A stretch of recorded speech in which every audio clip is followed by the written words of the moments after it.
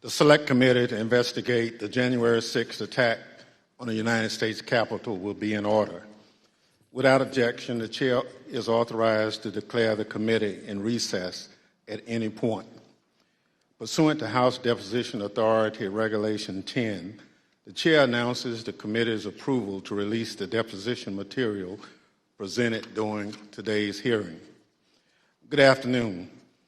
When I think about the most basic way to explain the importance of elections in the United States, there's a phrase that always comes to mind.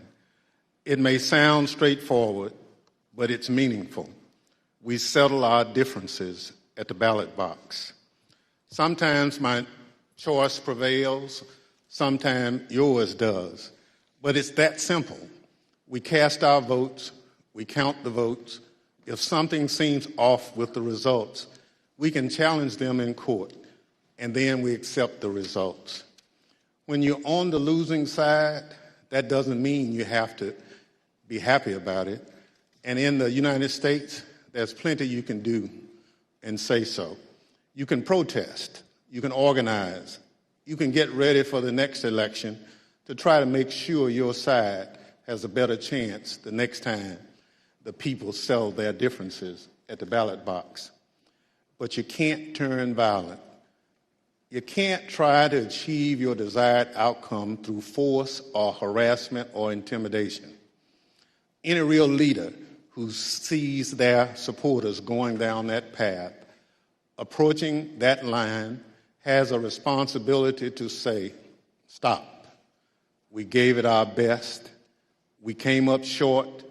We try again next time, because we settle our differences at the ballot box.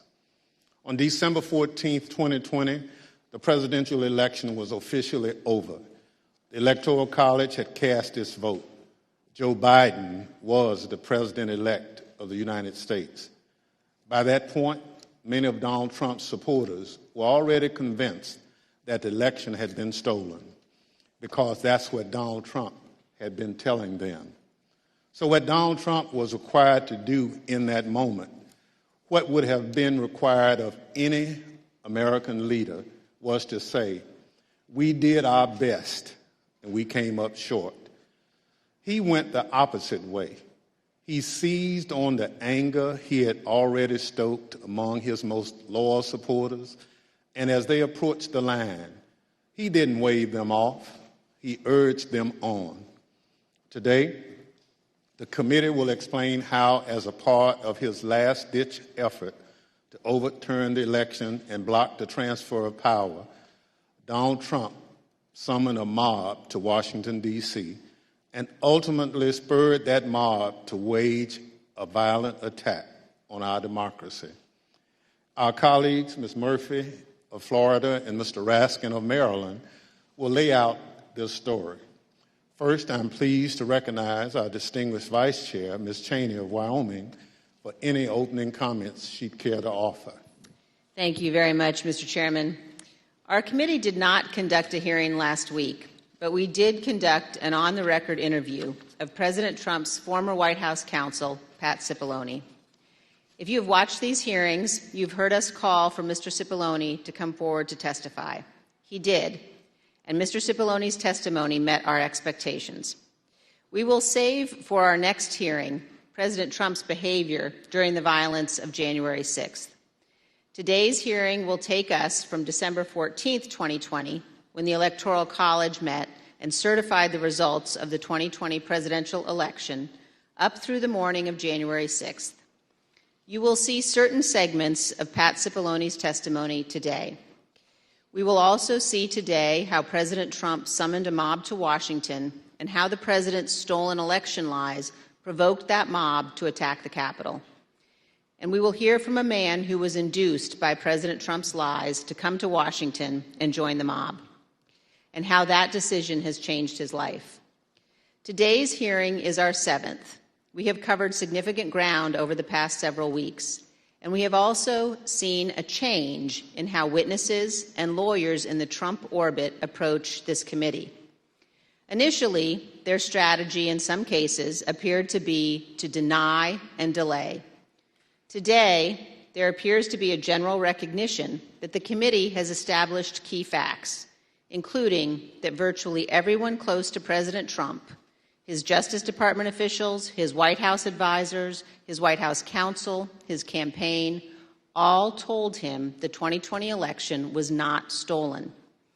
This appears to have changed the strategy for defending Donald Trump.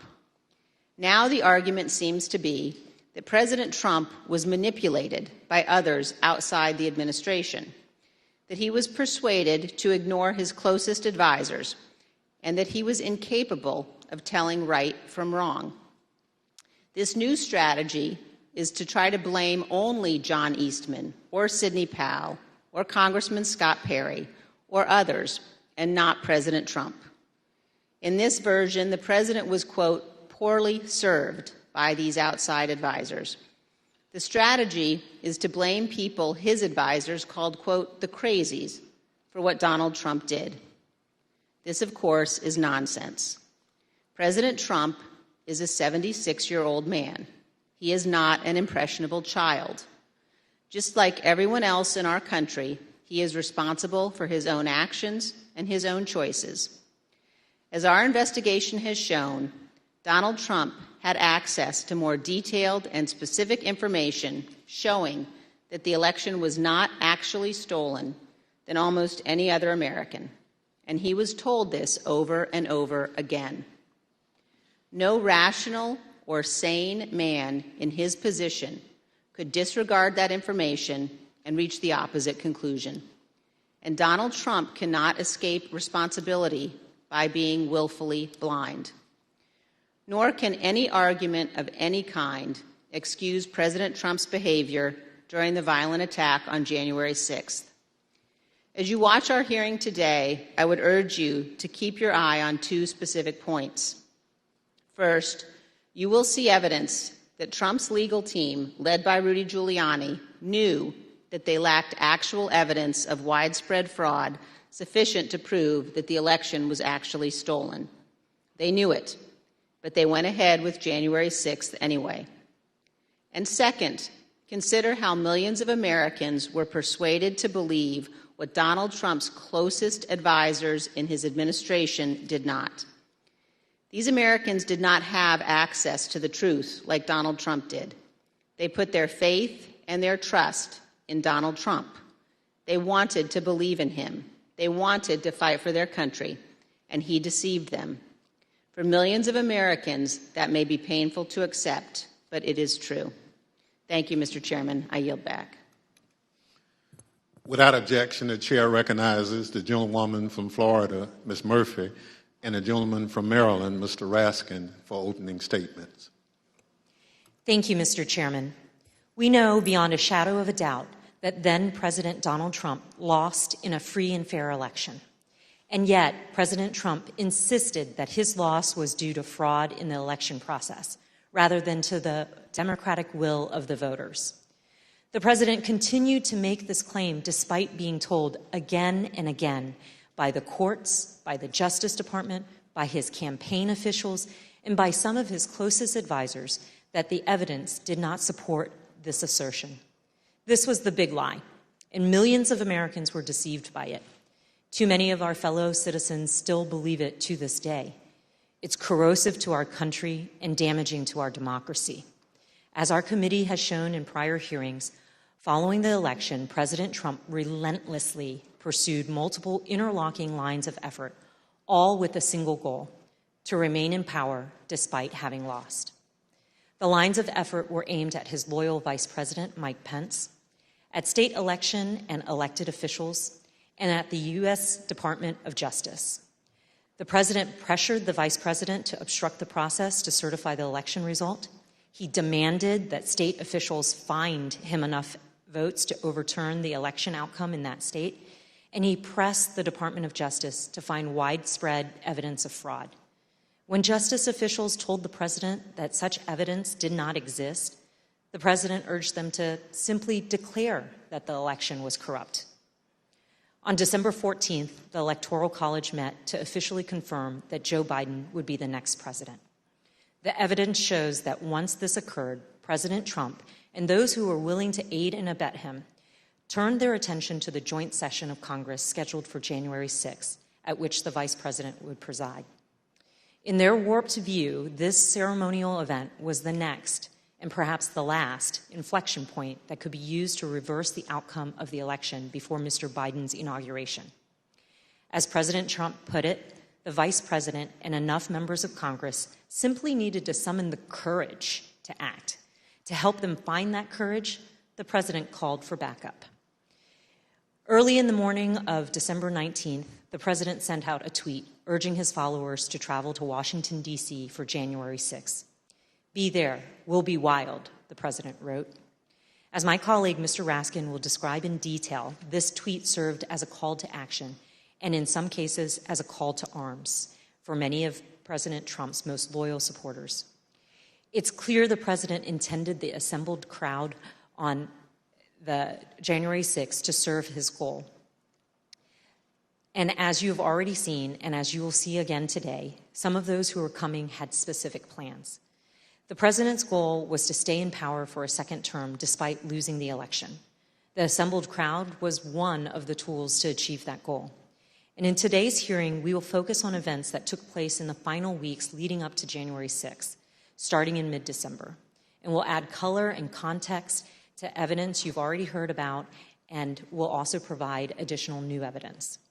For example, you'll hear about meetings in which the President entertained extreme measures designed to help him stay in power, like the seizure of voting machines. We will show some of the coordination that occurred between the White House and members of Congress as it relates to January 6th. And some of these members of Congress would later seek pardons.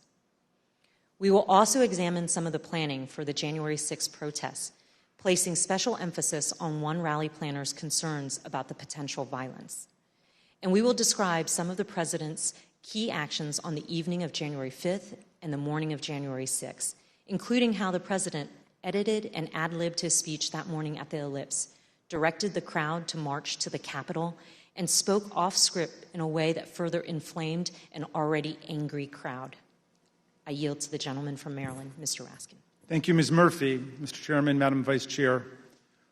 4 days after the electors met across the country and made Joe Biden the president-elect, Donald Trump was still trying to find a way to hang on to the presidency. On Friday, December 18th, his team of outside advisors paid him a surprise visit in the White House that would quickly become the stuff of legend. The meeting has been called unhinged, not normal, and the craziest meeting of the Trump presidency. The outside lawyers who'd been involved in dozens of failed lawsuits had lots of theories supporting the big lie, but no evidence to support it. As we will see, however, they brought to the White House a draft executive order that they had prepared for President Trump to further his ends. Specifically, they proposed the immediate mass seizure of state election machines by the U.S. military. The meeting ended after midnight with apparent rejection of that idea. In the wee hours of December 19th, dissatisfied with his options, Donald Trump decided to call for a large and wild crowd on Wednesday, January 6th, the day when Congress would meet to certify the electoral votes. Never before in American history had a president called for a crowd to come contest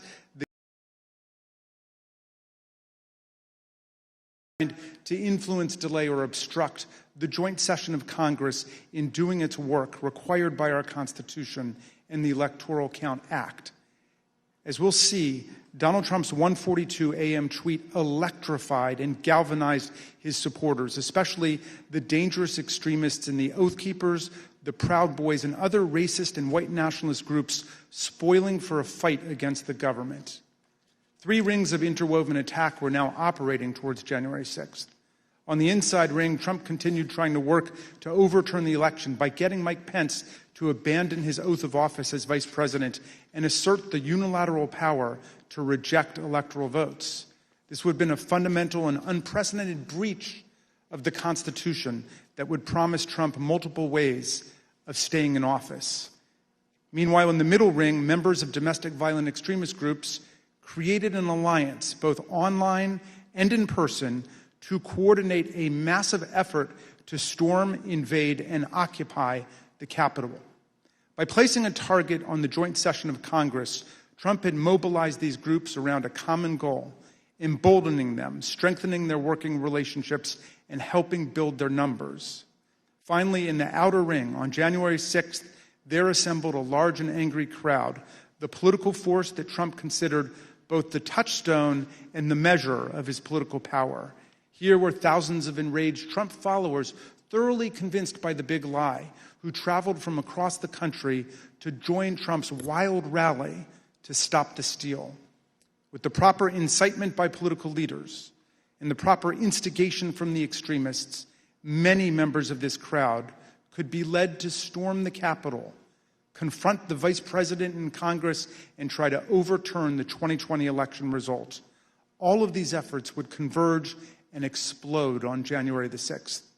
Mr. Chairman, as you know better than any other member of this committee from the wrenching struggle for voting rights in your beloved Mississippi, the problem of politicians whipping up mob violence to destroy fair elections is the oldest domestic enemy of constitutional democracy in America.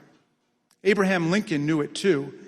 In 1837, a racist mob in Alton, Illinois, broke into the offices of an abolitionist newspaper and killed its editor, Elijah Lovejoy.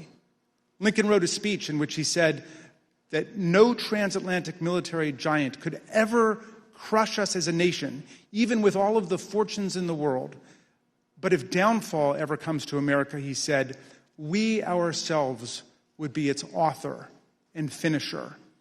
If racist mobs are encouraged by politicians to rampage and terrorize, Lincoln said, they will violate the rights of other citizens and quickly destroy the bonds of social trust necessary for democracy to work. Mobs and demagogues will put us on a path to political tyranny, Lincoln said. As we'll see today, this very old problem has returned with new ferocity today as a president who lost an election deployed a mob which included dangerous extremists to attack the constitutional system of election and the peaceful transfer of power.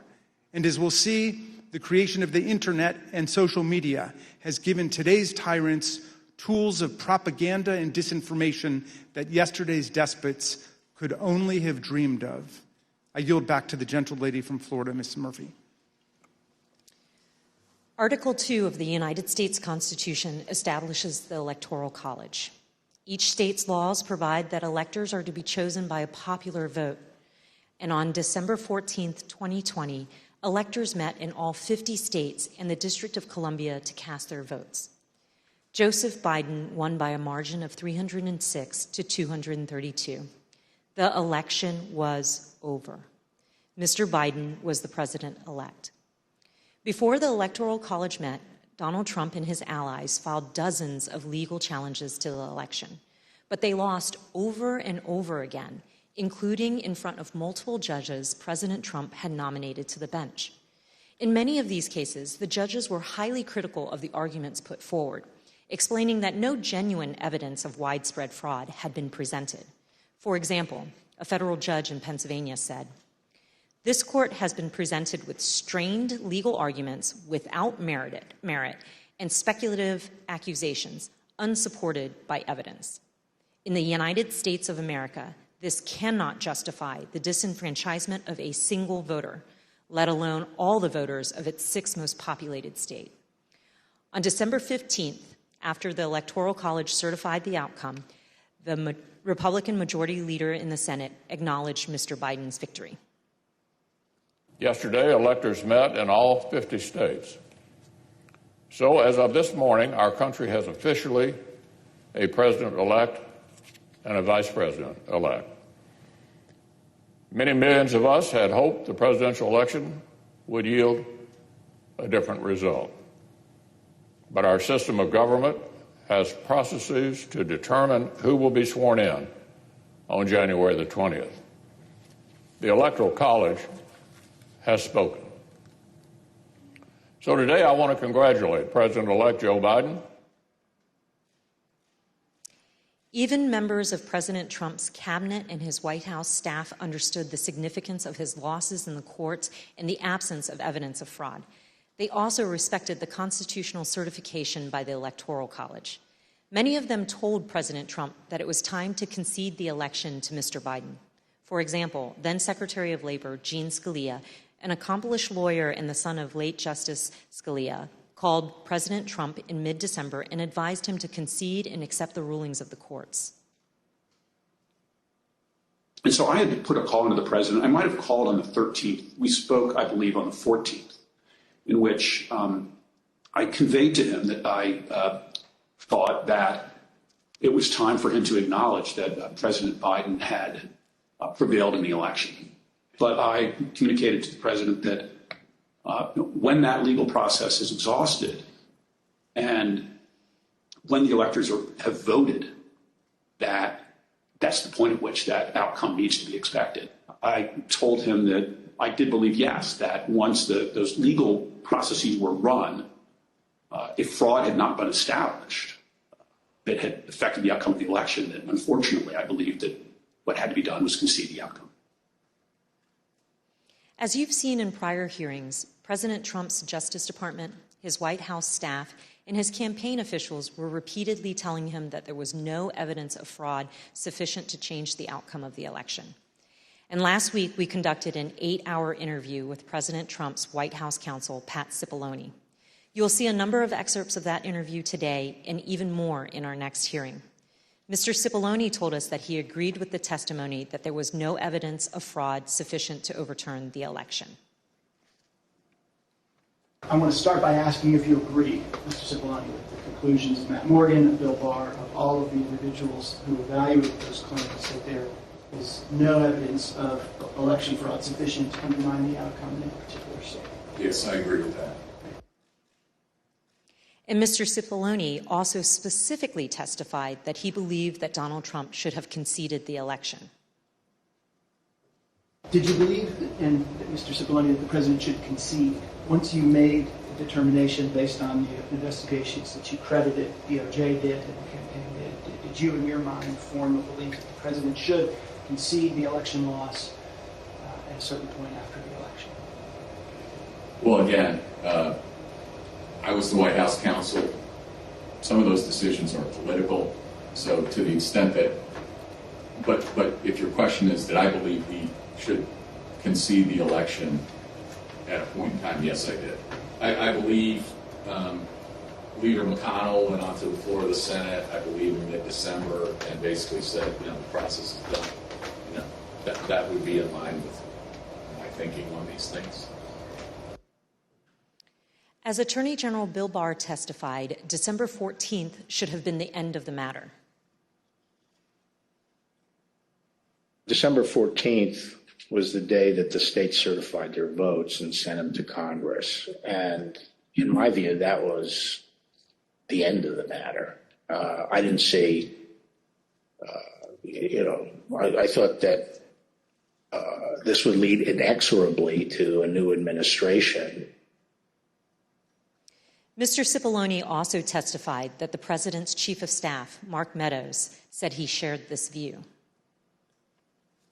As early as that November 23rd meeting, we understand that there was discussion about the president possibly conceding the election. And specifically, we understand that Mark Meadows assured both you and Attorney General Barr that the president would eventually agree to a graceful exit. Do you remember Mr. Meadows making any such representation? Are you saying as part of that meeting or separately? Again, without getting into that meeting, I would say that is a statement and a sentiment that I heard from Mark Meadows. I see. And again, do you know if it was on November 23rd or some point? Again, it was probably, around that time, and it was probably subsequent to that time. It wasn't a one-time statement. Mr. Meadows has refused to testify, and the committee is in litigation with him. But many other White House officials shared the view that once the litigation ended and the Electoral College met, the election was over. And here's President Trump's former press secretary. I wanted to clarify, Ms. McEnany, so back to my previous question, it was your view then, or was it your view, that the efforts to overturn the election should have stopped once the litigation was complete? In my view, upon the conclusion of litigation was when I began to plan for life after the administration. And this is what Ivanka Trump told us. December 14th was the day on which the Electoral College met, when these electors around the country met and cast the electoral votes consistent with the popular vote in each state. And it was obviously a public proceeding or a series of proceedings that President Biden had obtained the requisite number of electors. Was that an important day for you? Did that affect sort of your planning or your realization as to whether or not there was going to be an end of this administration? I think so. I think it was my sentiment probably prior as well. Judd Deere was a White House deputy press secretary. This was his testimony about what he told President Trump. I told him that my personal viewpoint was that the Electoral College had met, which is the system that our country is set under to elect a president and vice president. And I believed at that point that the means for him to pursue litigation was probably closed. And you recall what his response, if any, was? He disagreed. We've also seen this testimony from Attorney General Barr reflecting a view of the White House staff in late November 2020. And then at that point I left. And as I walked out of the Oval Office, Jared was there with Dan Scavino, who ran the president's social media, and who I thought was a reasonable guy and believe is a reasonable guy. And I said, how long is he going to carry on with this stolen election stuff? Where's this going to go? And by that time, Meadows had caught up with me and leaving the office, and caught up with me and said that he said, look, I think that he's becoming more realistic and knows that there's a limit to how far he can take this. And then Jared said, yeah, we're working on this. We're working on it. Likewise, in this testimony, Cassidy Hutchinson, an aide to Mark Meadows, described her conversations with President Trump's Director of National Intelligence, John Ratcliffe, a former Republican congressman. He had expressed to me that he was concerned that it could spiral out of control and potentially be dangerous, either for our democracy or the way that things were going for the 6th. Of course, underlying all of this is the fundamental principle that the President of the United States cannot simply disregard the rulings of state and federal courts, which are empowered to address specific election-related claims. The President cannot simply pretend that the courts had not ruled. By that time, the President or his associates had lost 60 out of 61 cases that they had brought to challenge different aspects of the election in a number of states. They lost 60 out of 61 of those cases. So by the time we get to January 3rd, that's been clear.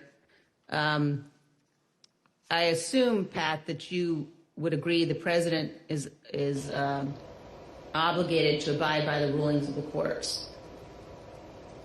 Of course. And I assume you also would... Everybody is obligated to abide by rules, of course. And I assume you also would agree the President has a particular obligation to take care that the laws be faithfully executed.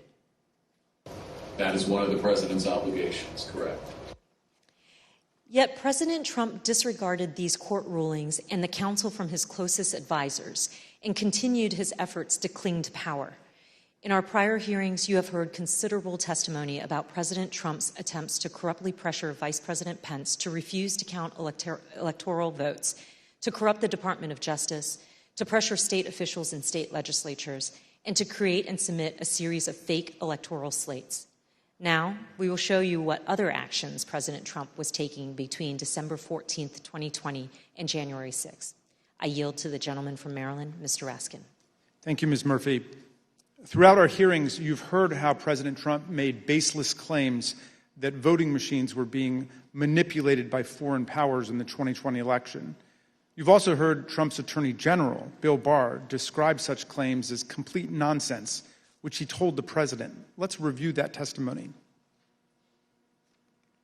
I saw absolutely zero basis for the allegations, but they were made in such a sensational way that they obviously were influencing a lot of people, members of the public, that there was this systemic corruption in the system and that their votes didn't count and that these machines controlled by somebody else were actually determining it, which was complete nonsense. And it was being laid out there. And I told them that it was crazy stuff and they were wasting their time on that. And it was doing a grave disservice to the country. We've learned that President Trump's White House counsel agreed with the Department of Justice about this.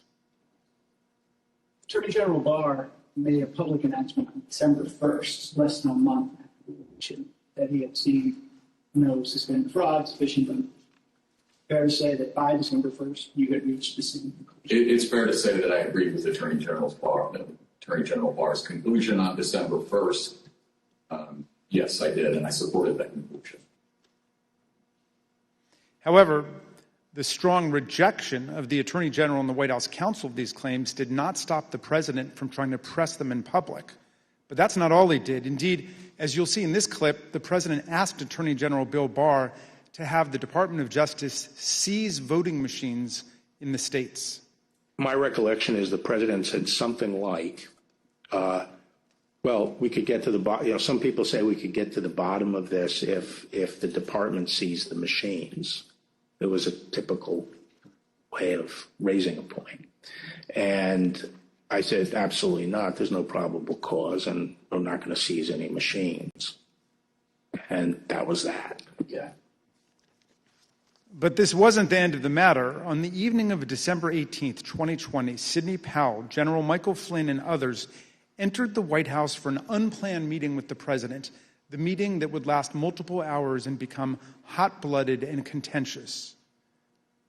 The executive order behind me on the screen was drafted on December the 16th, just 2 days after the Electoral College vote, by several of the president's outside advisors over a luncheon at the Trump International Hotel. As you can see here, this proposed order directs the Secretary of Defense to seize voting machines, quote, effective immediately.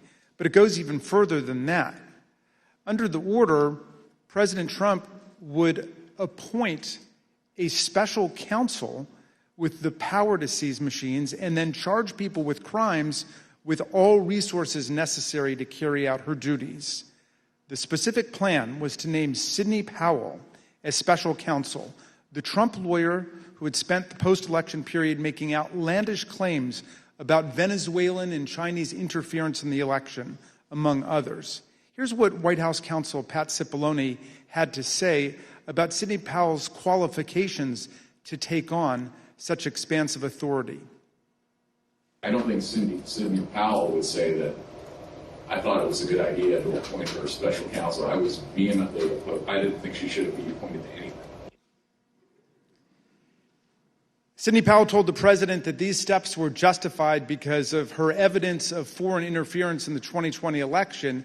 However, as we've seen, Trump's allies had no such evidence and, of course, no legal authority for the federal government to seize state voting machines. Here's Mr. Cipollone again denouncing Sidney Powell's terrible idea. There was a real question in my mind and a real concern, particularly after the Attorney General had reached the conclusion that there wasn't sufficient election fraud to change the outcome of the election.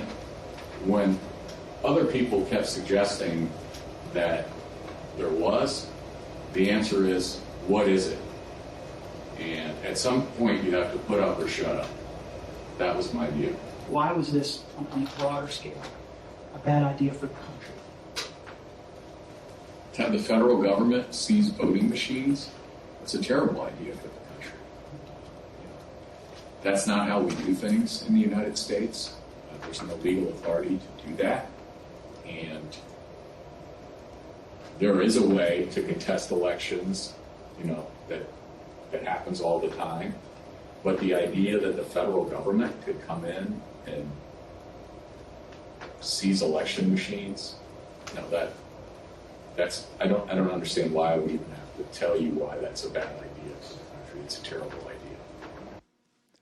For all of its absurdity, the December 18th meeting was critically important because President Trump got to watch up close for several hours as his White House counsel and other White House lawyers destroyed the baseless factual claims and ridiculous legal arguments being offered by Sidney Powell, Mike Flynn, and others. President Trump now knew all these claims were nonsense, not just from his able White House lawyers, but also from his own Department of Justice officials and indeed his own campaign officials.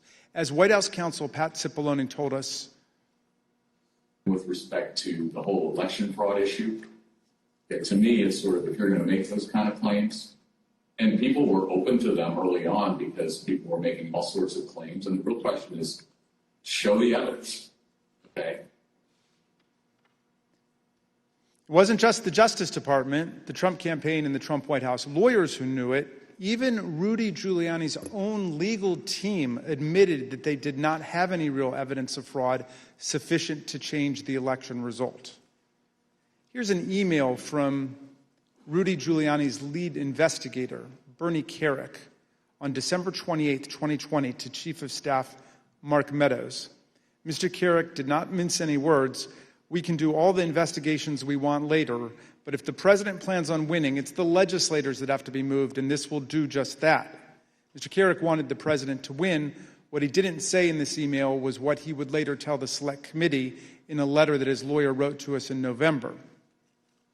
The letter said, quote, "It was impossible for Mr. Kerik and his team to determine conclusively whether there was widespread fraud or whether that widespread fraud would have altered the outcome of the election." In other words, even Rudy Giuliani's own legal team knew before January 6th that they hadn't collected enough actual evidence to support any of their stolen election claims. Here's what Trump campaign senior advisor Jason Miller told the committee about some of the so-called evidence of fraud that the campaign had seen from the Giuliani team.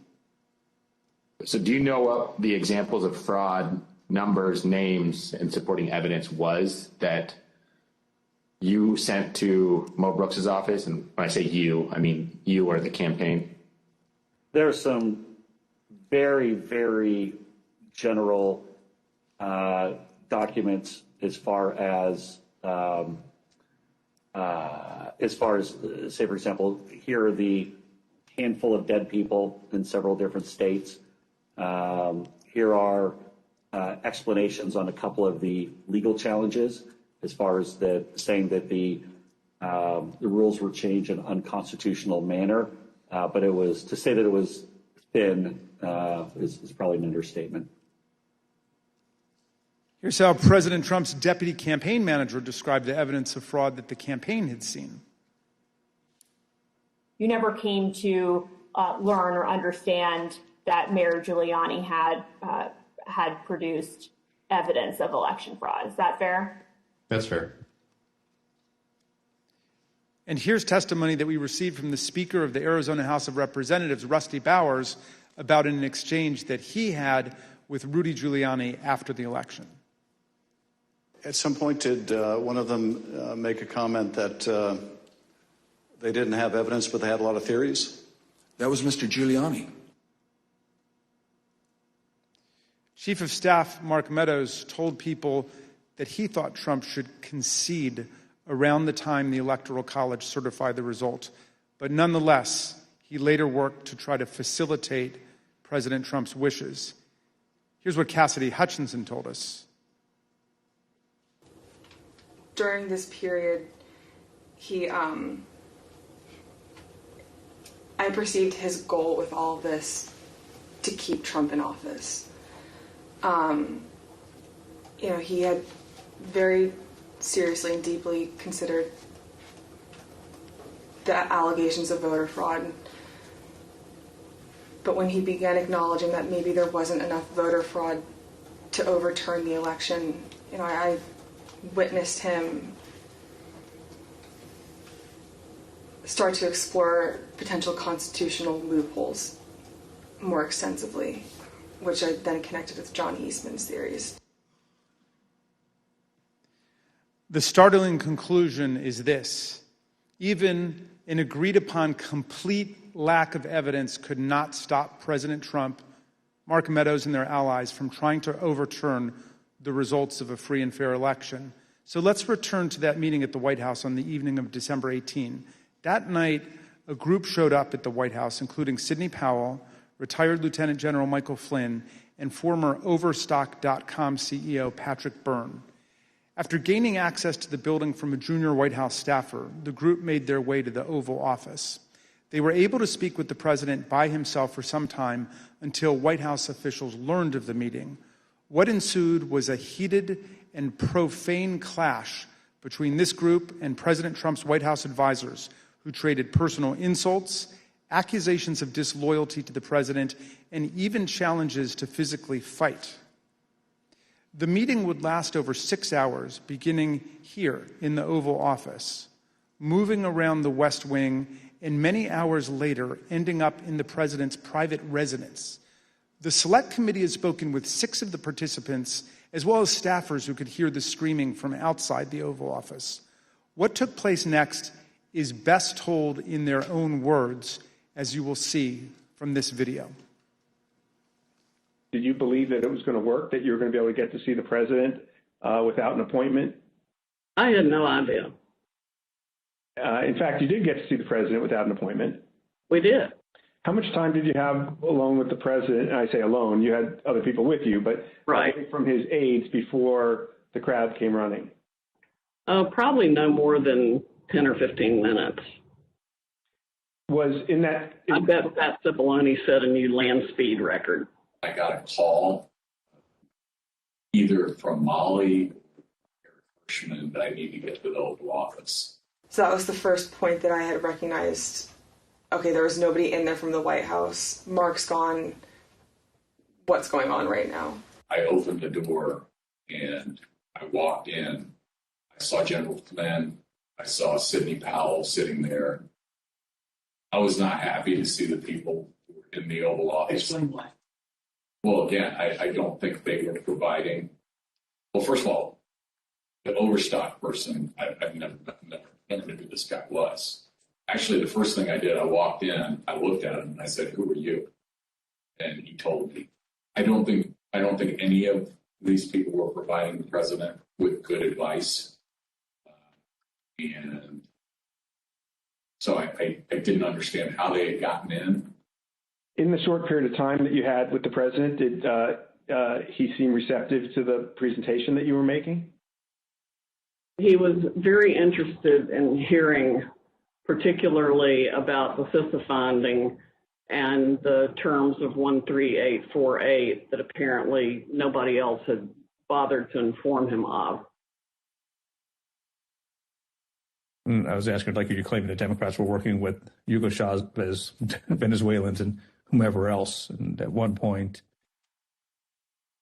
General Flynn took out a diagram that supposedly showed IP addresses all over the world, and who was communicating with whom via the machines, and some comment about like Nest thermostats being hooked up to the internet. So it's been reported that during this meeting, Ms. Powell talked about Dominion voting machines and made various election fraud claims that involve foreign countries such as Venezuela, Iran, and China. Is that accurate? Was the meeting tense? Oh, yeah.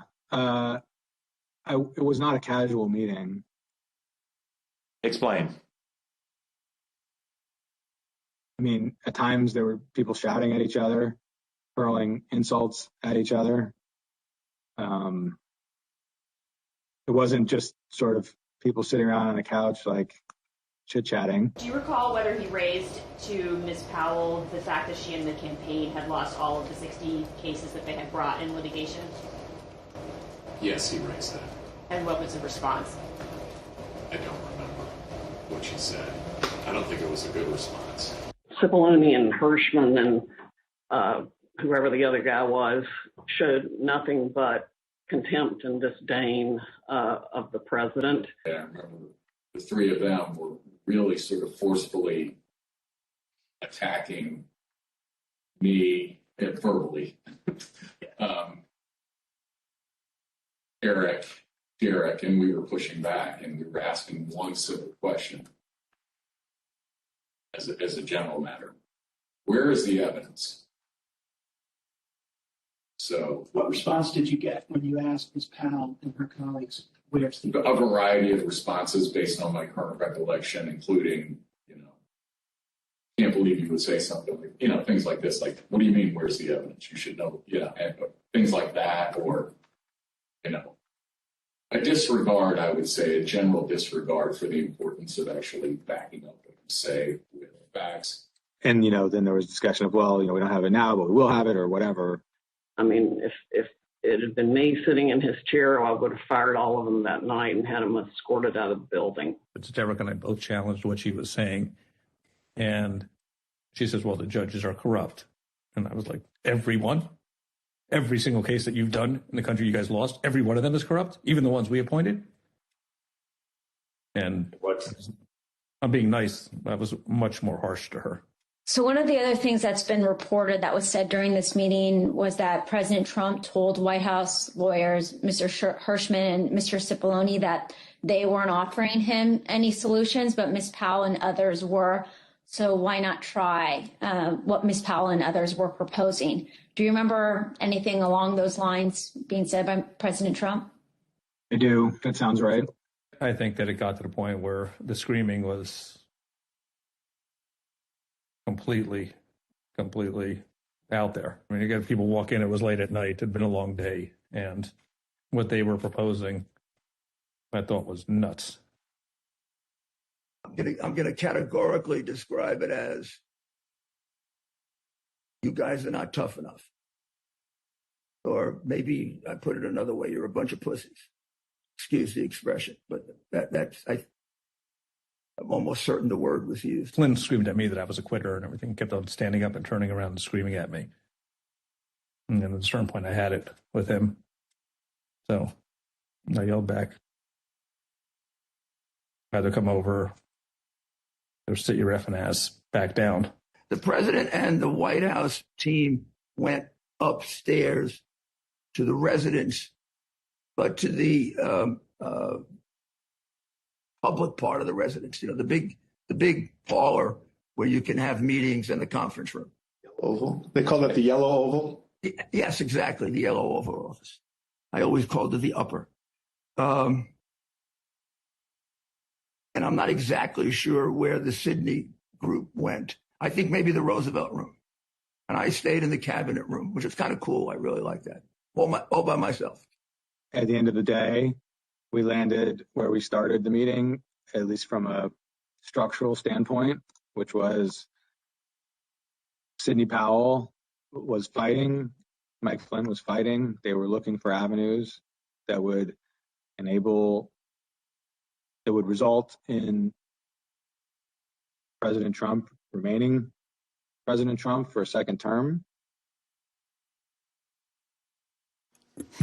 The meeting finally ended after midnight. Here are text messages sent by Cassidy Hutchinson during and after the meeting. As you can see, Ms. Hutchinson reported that the meeting in the West Wing was unhinged. The meeting finally broke up after midnight during the early morning of December 19. Cassidy Hutchinson captured the moment of Mark Meadows escorting Rudy Giuliani off the White House grounds to, quote, make sure he didn't wander back into the mansion.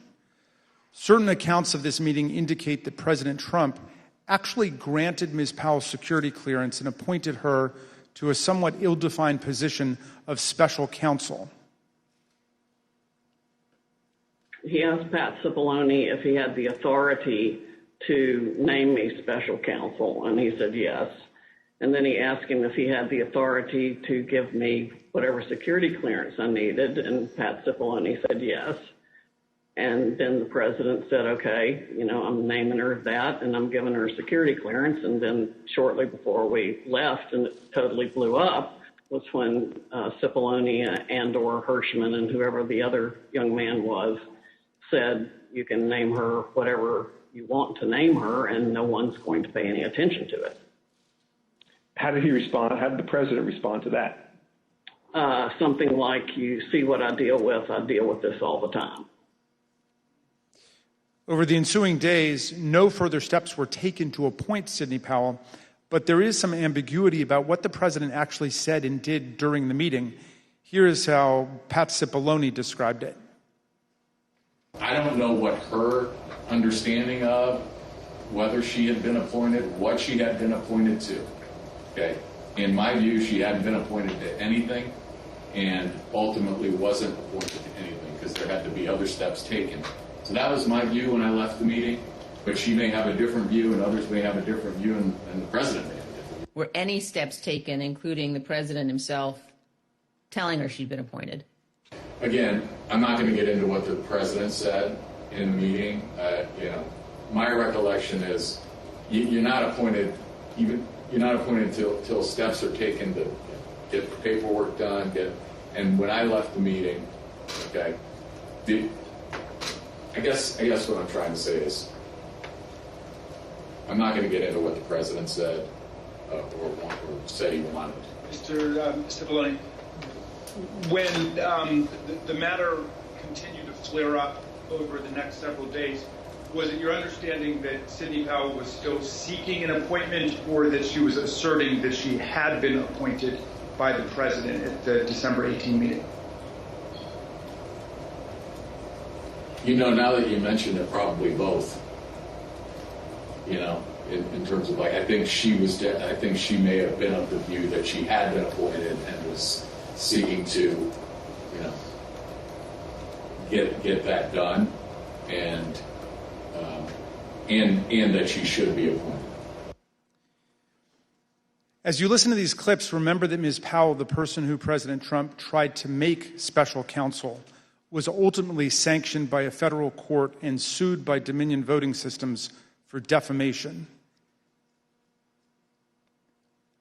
In her own defense to that lawsuit, Sidney Powell argued that, quote, no reasonable person would conclude that the statements were truly statements of fact.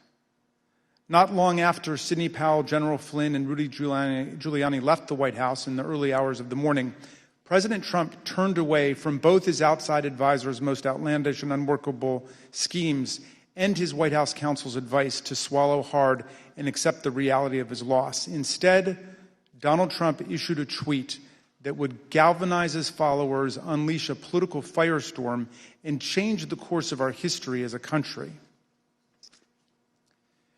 Trump's purpose was to mobilize a crowd. And how do you mobilize a crowd in 2020?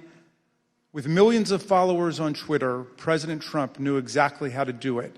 At 1:42 a.m. on December 19, 2020, shortly after the last participants left the unhinged meeting, Trump sent out the tweet with his explosive invitation. Trump repeated his big lie and claimed it was, quote, statistically impossible to have lost the 2020 election before calling for a big protest in D.C. on January 6th. Be there, will be wild. Trump supporters responded immediately. Women for America First, a pro-Trump organizing group, had previously applied for a rally permit for January 22nd and 23rd in Washington, D.C., several days after Joe Biden was to be inaugurated. But in the hours after the tweet, they moved their permit to January 6th, 2 weeks before. This rescheduling created the rally where Trump would eventually speak. The next day, Ali Alexander, leader of the Stop the Steal organization and a key mobilizer of Trump supporters, registered wildprotest.com, named after Trump's tweet, WildProtest.com provided comprehensive information about numerous newly organized protest events in Washington. It included event times, places, speakers, and details on transportation to Washington, D.C. Meanwhile, other key Trump supporters, including far-right media personalities, began promoting the wild protest on January 6th. It's Saturday, December 19th. The year is 2020. And one of the most historic events in American history has just taken place. President Trump, in the early morning hours today, tweeted that he wants the American people to march on Washington, D.C. on January 6, 2021.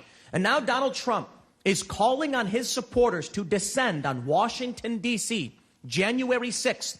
He is now calling on we, the people, to take action and to show our numbers. We're going to only be saved by millions of Americans moving to Washington, occupying the entire area, if necessary, storming right into the Capitol. You know, we know the rules of engagement. If you have enough people, you can push down any kind of a fence or a wall. This could be Trump's last stand. And it's a time when he has specifically called on his supporters to arrive in D.C. That's something that may actually be the big push Trump supporters need to say, this is it. It's now or never. You better understand something, son. You better understand something. Red wave, bitch. Red wave. This is going to be a red wedding going down January 6th. On that day, Trump says, show up for a protest. It's going to be wild. And based on what we've already seen from the previous events, I think Trump is absolutely correct. Motherfucker, you better look outside. You better look out January 6th. Kick that fucking door open. Look down the street. There's going to be 1 million plus geeked up armed Americans. The time for games is over. The time for action is now. Where were you when history called? Where were you when you and your children's destiny and future was on the line? In that clip, you heard one of Trump's supporters predict a red wedding, which is a pop culture reference to mass slaughter. But the point is that Trump's call to Washington reverberated powerfully and pervasively online. The committee has interviewed a former Twitter employee who explained the effect that Trump had on the Twitter platform. This employee was on the team responsible for platform and content moderation policies on Twitter throughout 2020 and 2021. The employee testified that Twitter considered adopting a stricter content moderation policy after President Trump told the Proud Boys to stand back and stand by from the lectern at the September 29th presidential debate. But Twitter chose not to act. Here's the former employee, whose voice has been obscured to protect their identity, discussing Trump's stand back and stand by comment and the effect it had. My concern was that the former president, for seemingly the first time, was speaking directly to extremist organizations and giving them directives. We had not seen that sort of direct communication before. And that concerned me. So just to clarify further, you were worried, and others at Twitter were worried, that the president might use your platform to speak directly to folks who might be incited to violence? Yes. I believe that Twitter relished in the knowledge that they were also the favorite and most used service of the former president, and enjoyed having that sort of power within the social media ecosystem. If President Trump were anyone else, would it have taken until January 8th, 2021 for him to be suspended? Absolutely not. If the former President Donald Trump were any other user on Twitter, he would have been permanently suspended a very long time ago. Despite these grave concerns, Trump remained on the platform completely unchecked. Then came the December 19 tweet and everything it inspired. Indeed. It felt as if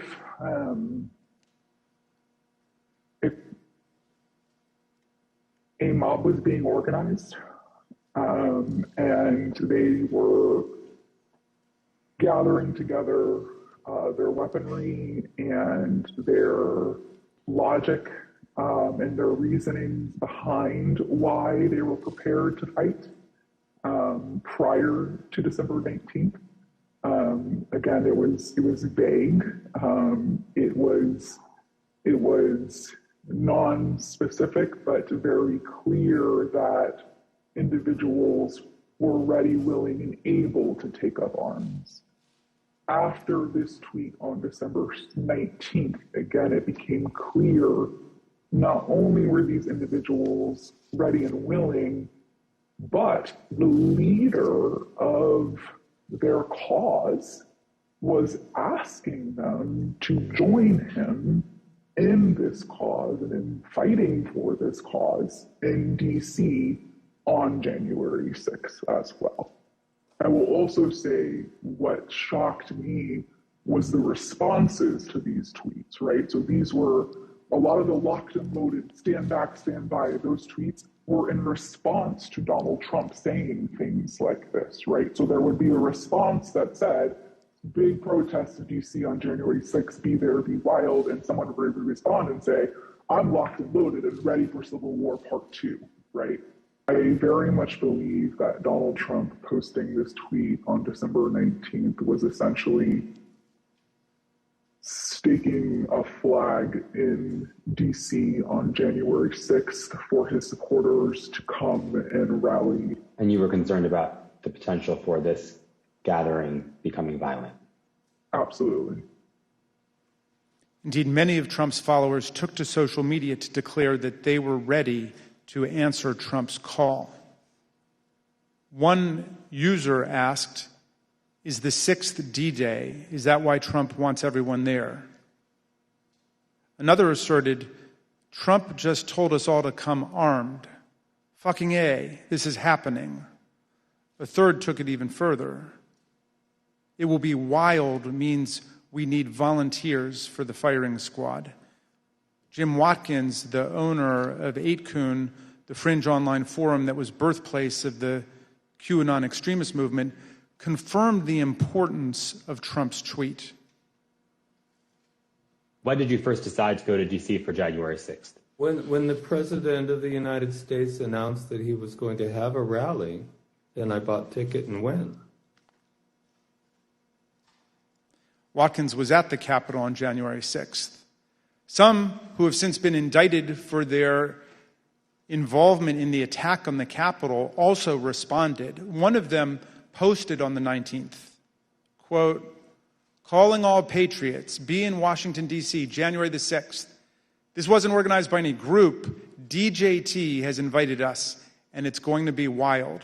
Some of the online rhetoric turned openly homicidal and white nationalist, such as, why don't we just kill them, every last Democrat, down to the last man, woman, and child? And it's time for the day of the rope. White revolution is the only solution. Others realized that police would be standing in the way of their effort to overturn the election. So one wrote, I'm ready to die for my beliefs. Are you ready to die, police? Another wrote on the Donald.win, cops don't have standing if they're laying on the ground in a pool of their own blood. The Donald.win was an openly racist and anti-Semitic forum. The Select Committee deposed that site's founder, Jody Williams. He confirmed how the president's tweet created a laser-like focus on the date of January the 6th. People have been talking about going to D.C. as soon as the election was over. And do you recall whether or not the conversation around those dates centered on the 6th after the president's tweet? Oh, sure. Yeah. I mean, after it was announced that, he was going to be there on the 6th to talk, yes. Then anything else was kind of shut out, and it was just going to be on the 6th. Okay. And that was pretty clearly reflected in the content on the site? Yeah, sure. On that site, many shared plans and violent threats. Bring handcuffs and wait near the tunnels, wrote one user. A commenter replied, suggesting zip ties instead. One post encouraged others to come with body armor, knuckles, shields, bats, pepper spray, whatever it takes. All of those were used on the 6th. The post concluded, join your local Proud Boys chapter as well. The Donald.win featured discussions of the tunnels beneath the Capitol complex, suggestions for targeting members of Congress, and encouragement to attend this once-in-a-lifetime event. While Trump supporters grew more aggressive online, he continued to rile up his base on Twitter. He said there was overwhelming evidence that the election was the biggest scam in our nation's history. As you can see, the president continued to boost the event, tweeting about it more than a dozen times in the lead up to January the 6th. Mr. Chairman, I reserve. The chair requests that those in the hearing room remain seated until the Capitol Police have escorted members from the room. Pursuant to the order of the committee of today, the chair declares the committee in recess for a period of approximately 10 minutes.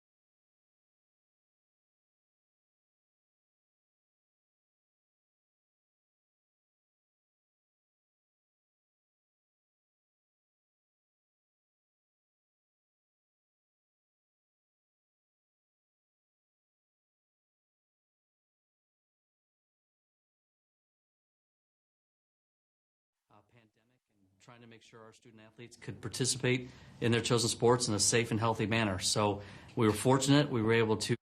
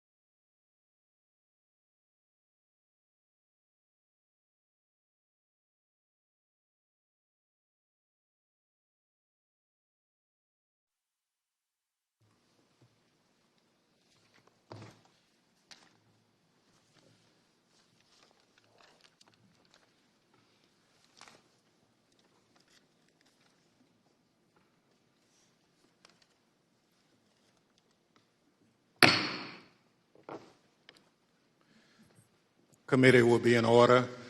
The chair recognizes the gentleman from Maryland, Mr. Raskin.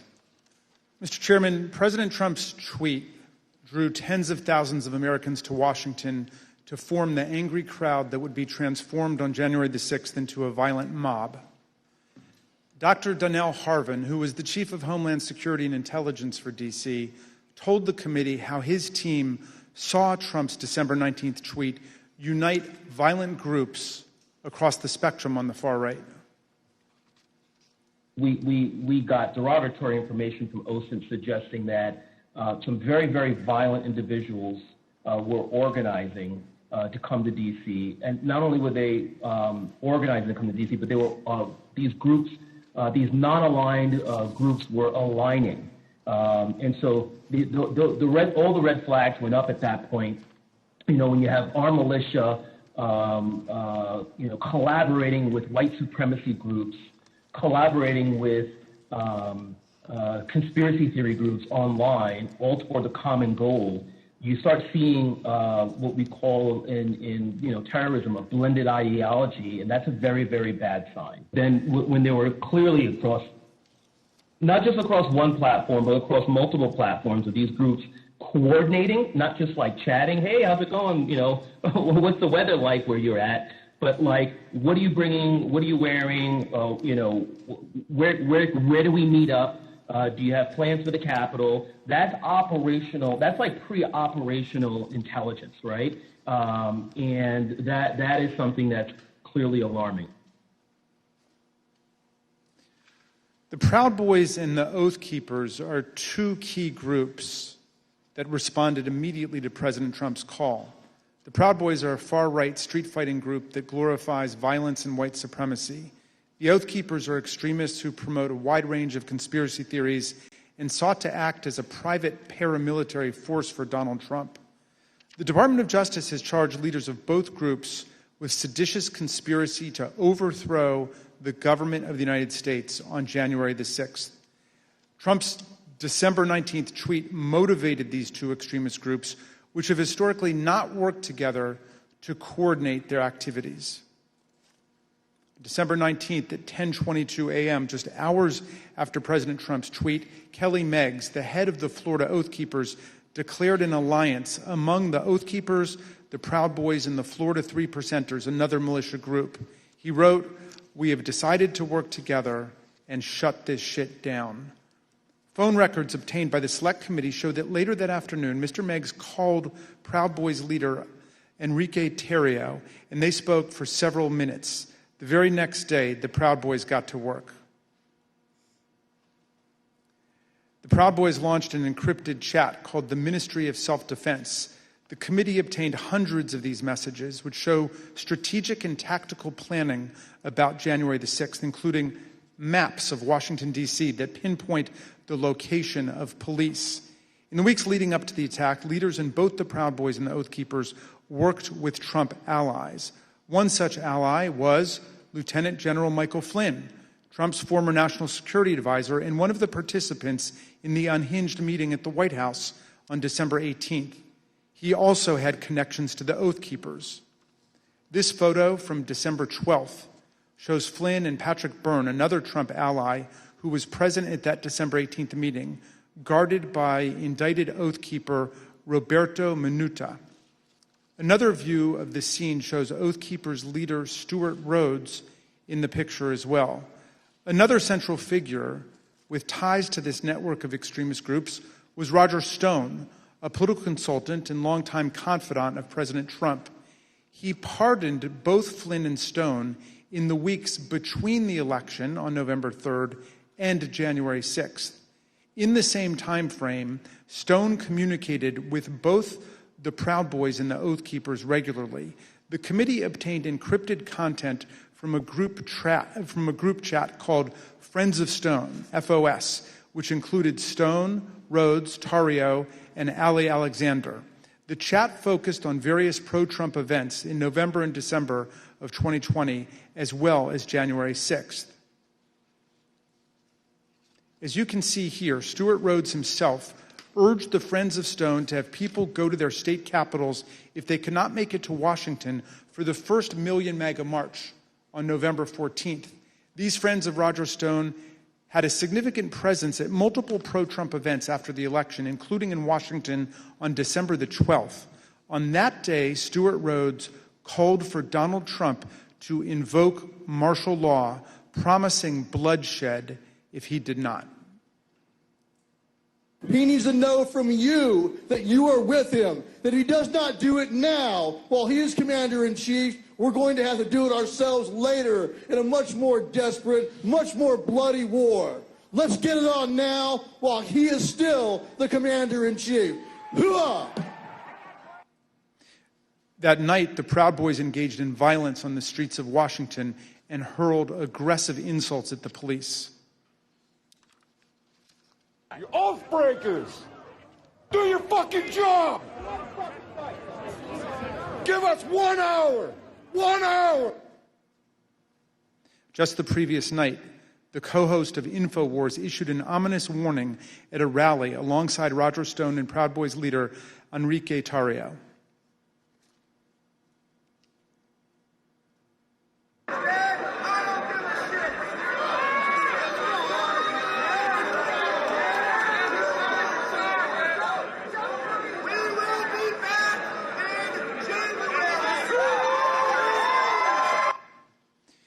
Encrypted chats obtained by the Select Committee show that Kelly Meggs, the indicted leader of the Florida Oath Keepers, spoke directly with Roger Stone about security on January 5th and 6th. In fact, on January 6th, Stone was guarded by 2 Oath Keepers who have since been criminally indicted for seditious conspiracy. One of them later pleaded guilty, and according to the Department of Justice, admitted that the Oath Keepers were ready to use, quote, lethal force if necessary against anyone who tried to remove President Trump from the White House, including the National Guard. As we've seen, the Proud Boys were also part of the Friends of Stone network.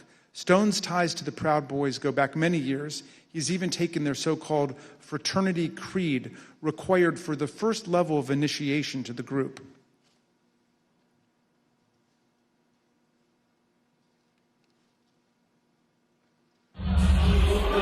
Hi, I'm Roger Stone. I'm a Western chauvinist. I refuse to apologize for creating modern law.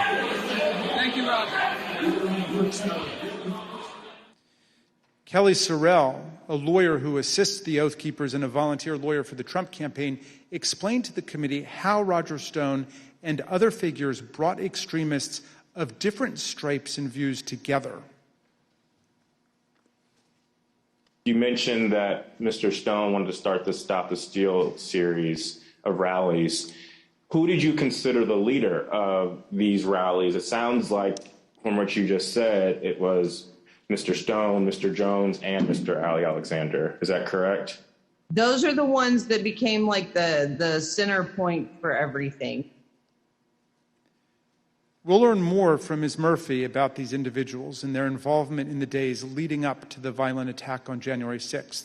We'll also hear how they were allowed to speak at a rally for President Trump the night before January 6th, even though organizers had expressed serious concerns about their violent and extremist rhetoric directly to Mark Meadows. And you'll hear testimony from White House aides who were with the president as he watched the crowd from the Oval Office and will testify about how excited he was for the following day. Let me note now that our investigation continues on these critical issues. We have only shown a small fraction of what we have found. I look forward to the public release of more of our findings later, Mr. Chairman, and I now yield back. Gentleman yields back. Chair recognizes the gentlewoman from Florida, Ms. Murphy. During our most recent hearing, the committee showed some evidence of what President Trump, Chief of Staff Mark Meadows, and other White House officials knew about the potential for violence on January 6th.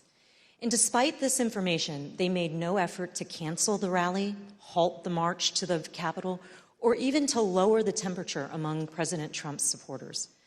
Katrina Pearson, one of the organizers of January 6th rally and a former campaign spokeswoman for President Trump, grew increasingly apprehensive after learning that multiple activists had been proposed as speakers for the January 6th rally.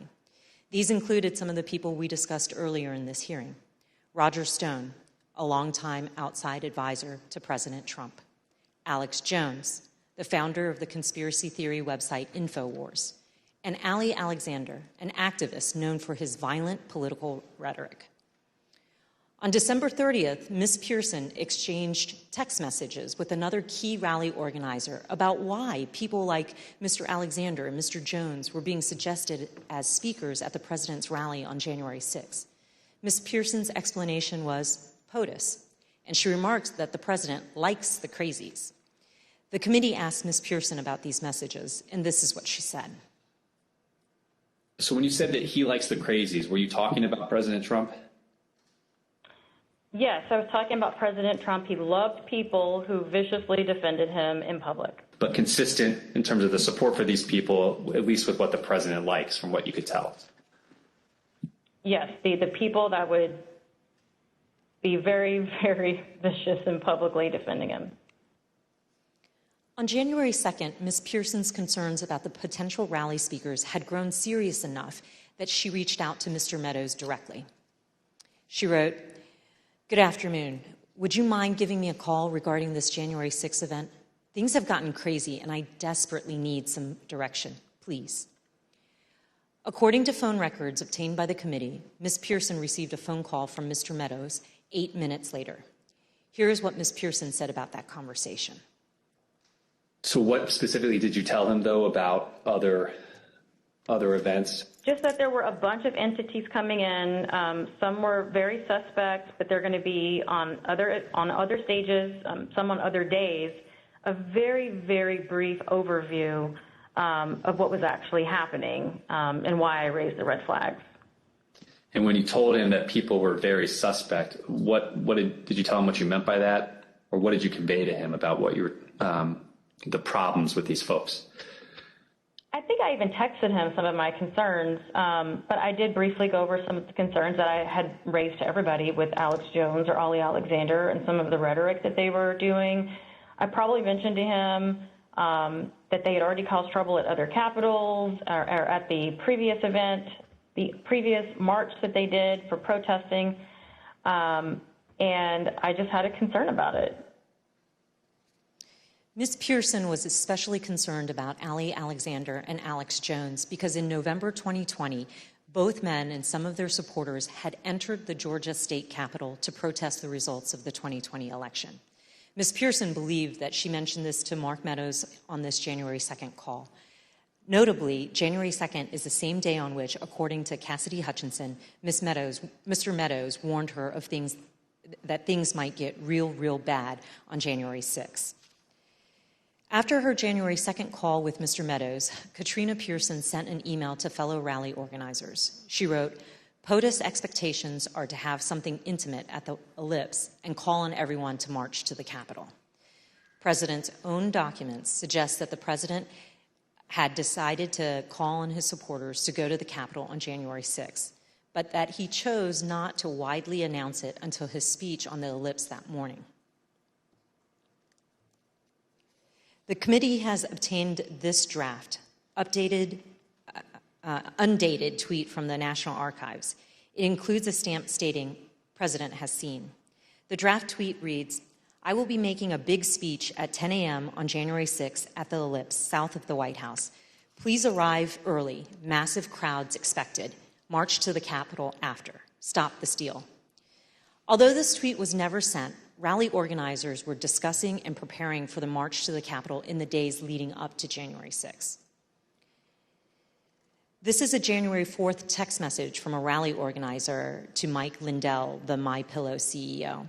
The organizer says, "This stays between us. We're having a second stage at the Supreme Court again after the Ellipse. POTUS is going to have us march there / the Capitol. It cannot get out about the second stage because people will try and set up another and sabotage it. It can also not get out about the march because I will be in trouble with the National Park Service and all the agencies. But POTUS is going to just call for it, quote, unexpectedly." The end of the message indicates that the president's plan to have his followers march to the Capitol was not being broadly discussed. And then on the morning of January 5th, Ali Alexander, whose firebrand style concerned Katrina Pearson, sent a similar text to a conservative journalist. Mr. Alexander said, "Tomorrow, ellipse, then U.S. Capitol. Trump is supposed to order us to the Capitol at the end of his speech, but we will see." President Trump did follow through on his plan, using his January 6th speech to tell his supporters to march to the Capitol on January 6th.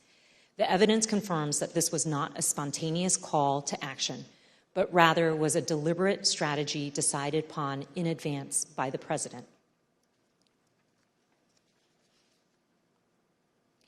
Another part of the president's strategy involved certain members of Congress who amplified his unsupported assertions that the election had been stolen.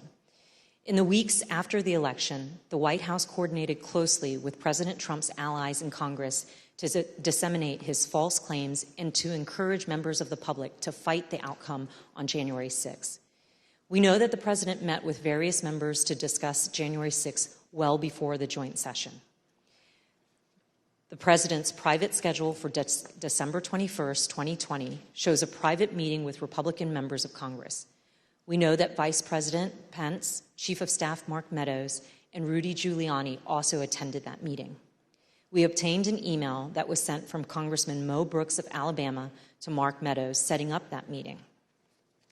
The subject line is White House meeting December 21st regarding January 6th.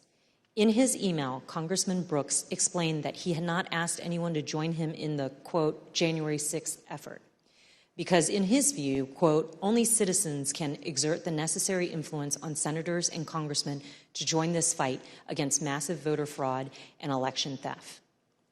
At this point, you may also recall testimony given in our earlier hearing by Acting Attorney General Richard Donahue, who said that the president asked the Department of Justice to, quote, just say that the election was corrupt and leave the rest to me and the Republican congressman. According to White House visitor logs obtained by the committee, members of Congress present at the White House on December 21st included Congressman Brian Babin, Andy Biggs, Matt Gaetz, Louis Gohmert, Paul Gosar, Andy Harris, Jody Heiss, Jim Jordan, and Scott Perry. Then Congresswoman-elect Marjorie Taylor Greene was also there. We heard testimony in an early hearing that a pardon was ultimately requested by Congressman Mo Brooks and other members of Congress who attended this meeting. We've asked witnesses what happened during the December 21st meeting, and we've learned that part of the discussion centered on the role of the vice president during the counting of the electoral votes. These members of Congress were discussing what would later be known as the Eastman theory, which was being pushed by attorney John Eastman. In one of our earlier hearings, you heard in great detail that President Trump was trying to convince Vice President Pence to do something illegal. His White House counsel confirmed all of that in testimony last week. Your view, Mr. Cipollone, upon those discussions with Mr. Philbin, with Greg Jacob, what was your assessment as to what the Vice President could or could not do at the joint session? What was my assessment about what he could or couldn't do? Yes, your view of the issue. My view was that the vice president didn't have a legal authority to do anything except what he did. They've both told us, Mr. Philbin and Mr. Jacob, that they looked very closely at the Eastman memos, the Eastman theory, and thought that it had no basis, that it was not a strategy that the president should pursue. It sounds like that's consistent with your impression as well. My impression would have been informed certainly by them. Campaign senior advisor Jason Miller told us that Mr. Cipollone thought John Eastman's theories were nutty, something Mr. Cipollone wouldn't refute. We've received testimony from various people about this. One was Jason Miller, who was a campaign, said that what was communicated to me was that Pat Cipollone thought the idea was nutty, and at one point confronted Eastman basically with the same sentiment. I don't have any reason to contradict what he said. On January 4th, John Eastman went to the White House to meet with the president and vice president. Mr. Cipollone tried to participate in this meeting, but he was apparently turned away. You didn't go to the meeting in the Oval Office where Eastman met with the president and with the vice president. Do you remember why you didn't personally attend? I did walk to that meeting, and I did go into the Oval Office with the idea of attending that meeting, and then I ultimately did not attend that meeting. Why not? The reasons for that are privilege. Okay. Were you asked to not attend the meeting, or did you make a personal decision not to attend the meeting? Again, without getting into privilege. Recall that Greg Jacob, the vice president's counsel, stated that Mr. Eastman acknowledged he would lose 9-0 if his legal theory were challenged in the Supreme Court. Mr. Cipollini had reviewed Mr. Eastman's legal theory and expressed his view repeatedly that the vice president was right. He even offered to take the blame for the vice president's position.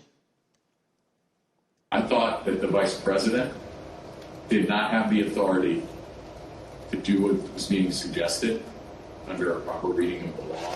I conveyed that. Okay. I think I actually told somebody that, in the vice president's, just blame me. This is, I'm not a politician. I don't, but I just said, I'm a lawyer. This is my legal opinion. But let me tell you this. Can I say a word about the vice president? Please. I think the vice president did the right thing. I think he did the courageous thing. I have a great deal of respect for Vice President Pence. I worked with him very closely. I think he understood my opinion. I think he understood my opinion afterwards as well. I think he did a great service to this country. And I think I suggested to somebody that he should be given the Presidential Medal of Freedom for his actions. Earlier this year, a federal district court judge concluded that President Trump and Mr. Eastman, relying on Mr. Eastman's theory, more likely than not violated multiple federal criminal laws in their pressure campaign against the vice president.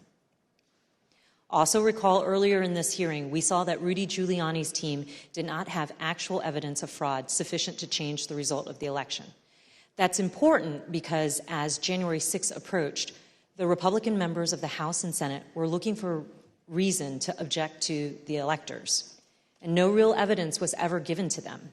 And we know that Republican members of the House received a memorandum from the chairwoman of the House Republican Caucus in the days before January 6, explaining in detail the many constitutional and legal problems with objections and describing the principled judicial rulings dismissing the claims of widespread fraud. But their plan to object to the certification of the election on January 6 went forward anyway. The next day, on January 5th, the day before the attack on the Capitol, tens of thousands of people converged on Washington. While certain close associates of President Trump privately expressed concerns about what would occur on January 6, other members of the president's inner circle spoke with great anticipation about the events to come. The committee has learned from the White House phone logs that the president spoke to Steve Bannon, his close advisor, at least twice on January 5th. The first conversation they had lasted for 11 minutes. Listen to what Mr. Bannon said that day after the first call he had with the president. All hell is going to break loose tomorrow.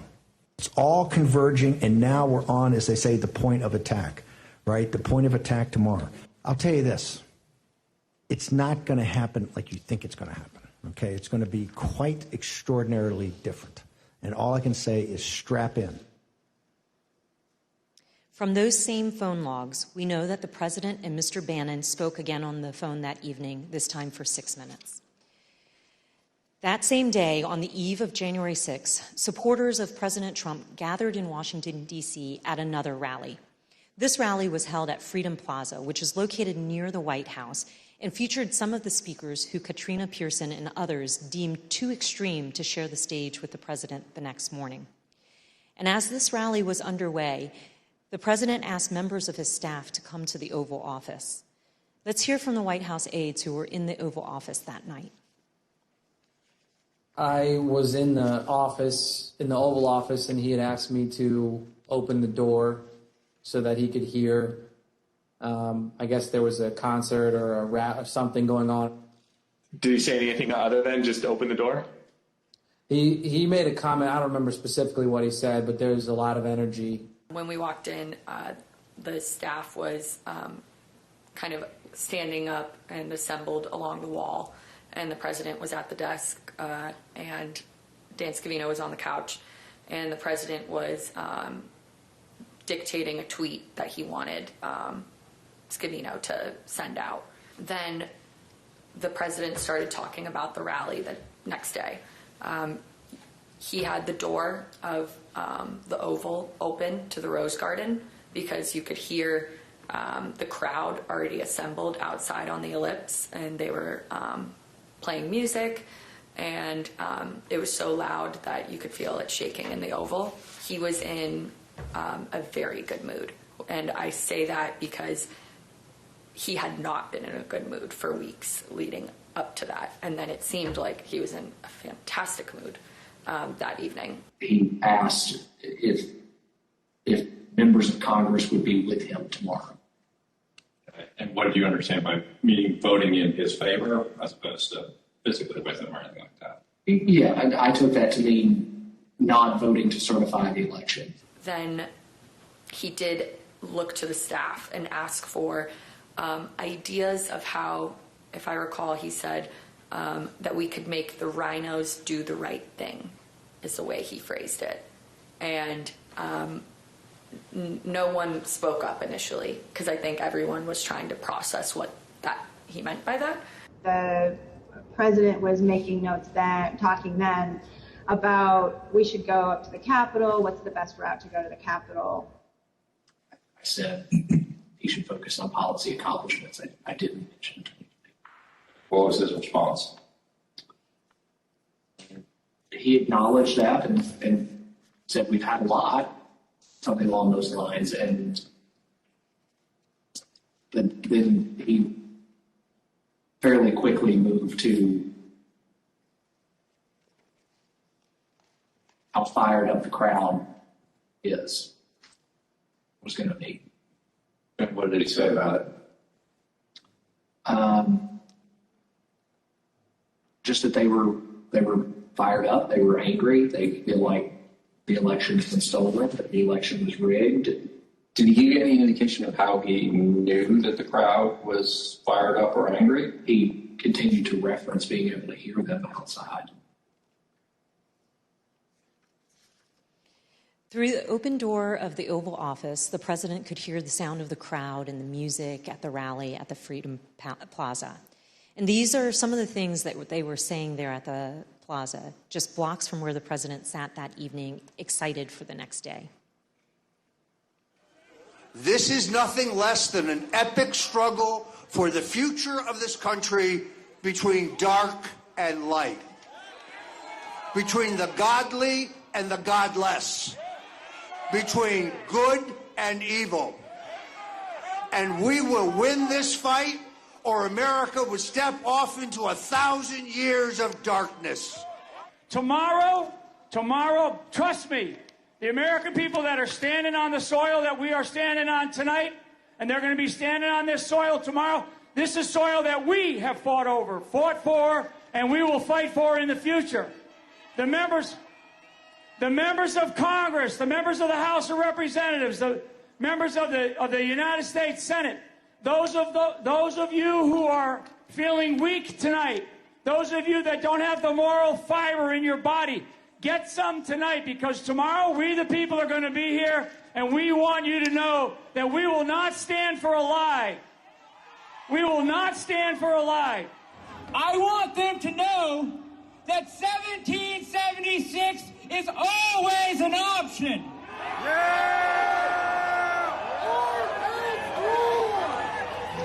These degenerates in the deep state are going to give us what we want, or we are going to shut this country down. It's 1776! 1776! 1776! 1776! At 5:05 p.m., as the Freedom Plaza rally was underway just blocks away, President Trump tweeted, "Washington is being inundated with people who don't want to see an election victory stolen by emboldened radical left Democrats. Our country has had enough. They won't take it anymore." To the crowds gathering in D.C., he added, We hear you and love you from the Oval Office. The committee has learned that on January 5th, there were serious concerns at Twitter about the anticipated violence the next day. Listen to what the Twitter witness told us about their desperate efforts to get Twitter to do something. What was your gut feeling on the night of January 5th? I believe I sent a Slack message to someone that said something along the lines of, when people are shooting each other tomorrow, I will try and rest in the knowledge that we tried. And so I went to, I don't know that I slept that night, to be honest with you. I was on pins and needles because, again, for months I had been begging and anticipating and attempting to raise the reality that if we made no intervention into what I saw occurring, people were going to die.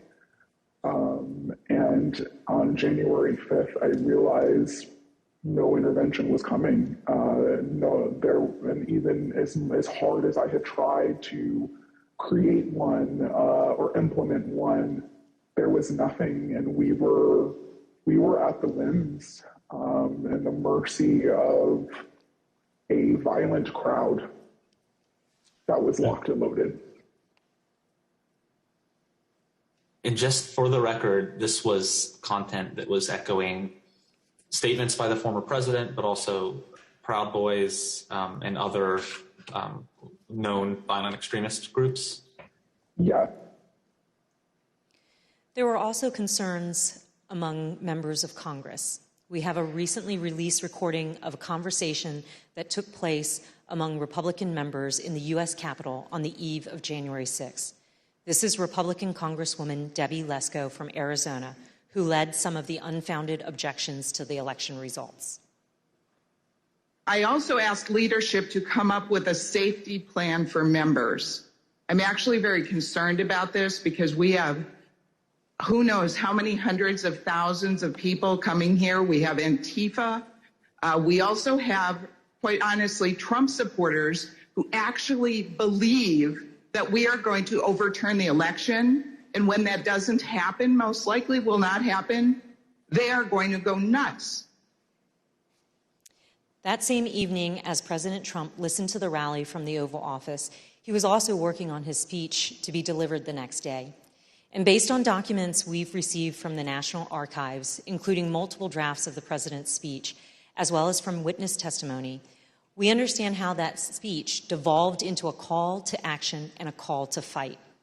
One of the first edits President Trump made to his speech was to incorporate his 5:05 p.m. tweet, revising his speech to say, "All of us are here today, do not want to see our election victory stolen by emboldened radical left Democrats. Our country has had enough. We will not take it anymore." He also added, "Together, we will stop the steal." President Trump's edits continued into the morning of January 6th. And as you can see from the president's daily diary here, the president spoke to his chief speechwriter, Stephen Miller, for over 25 minutes that morning. Following his call with Mr. Miller, President Trump inserted for the first time a line in his speech that said, quote, "And we will see whether Mike Pence enters history as a truly great and courageous leader. All he has to do is refer the illegally submitted electoral votes back to the states that were given false and fraudulent information where they want to recertify." No prior version of this speech had referenced Vice President Pence or his role during the joint session on January 6th. These last-minute edits by President Trump to his speech were part of the president's pressure campaign against his own vice president. But not everyone wanted these lines regarding the vice president included in the president's speech, including White House lawyer Eric Hirschman. Did you ever speak to anybody in the White House at the time about this disagreement between the president and the vice president, other than the president, based on the objection from your counsel?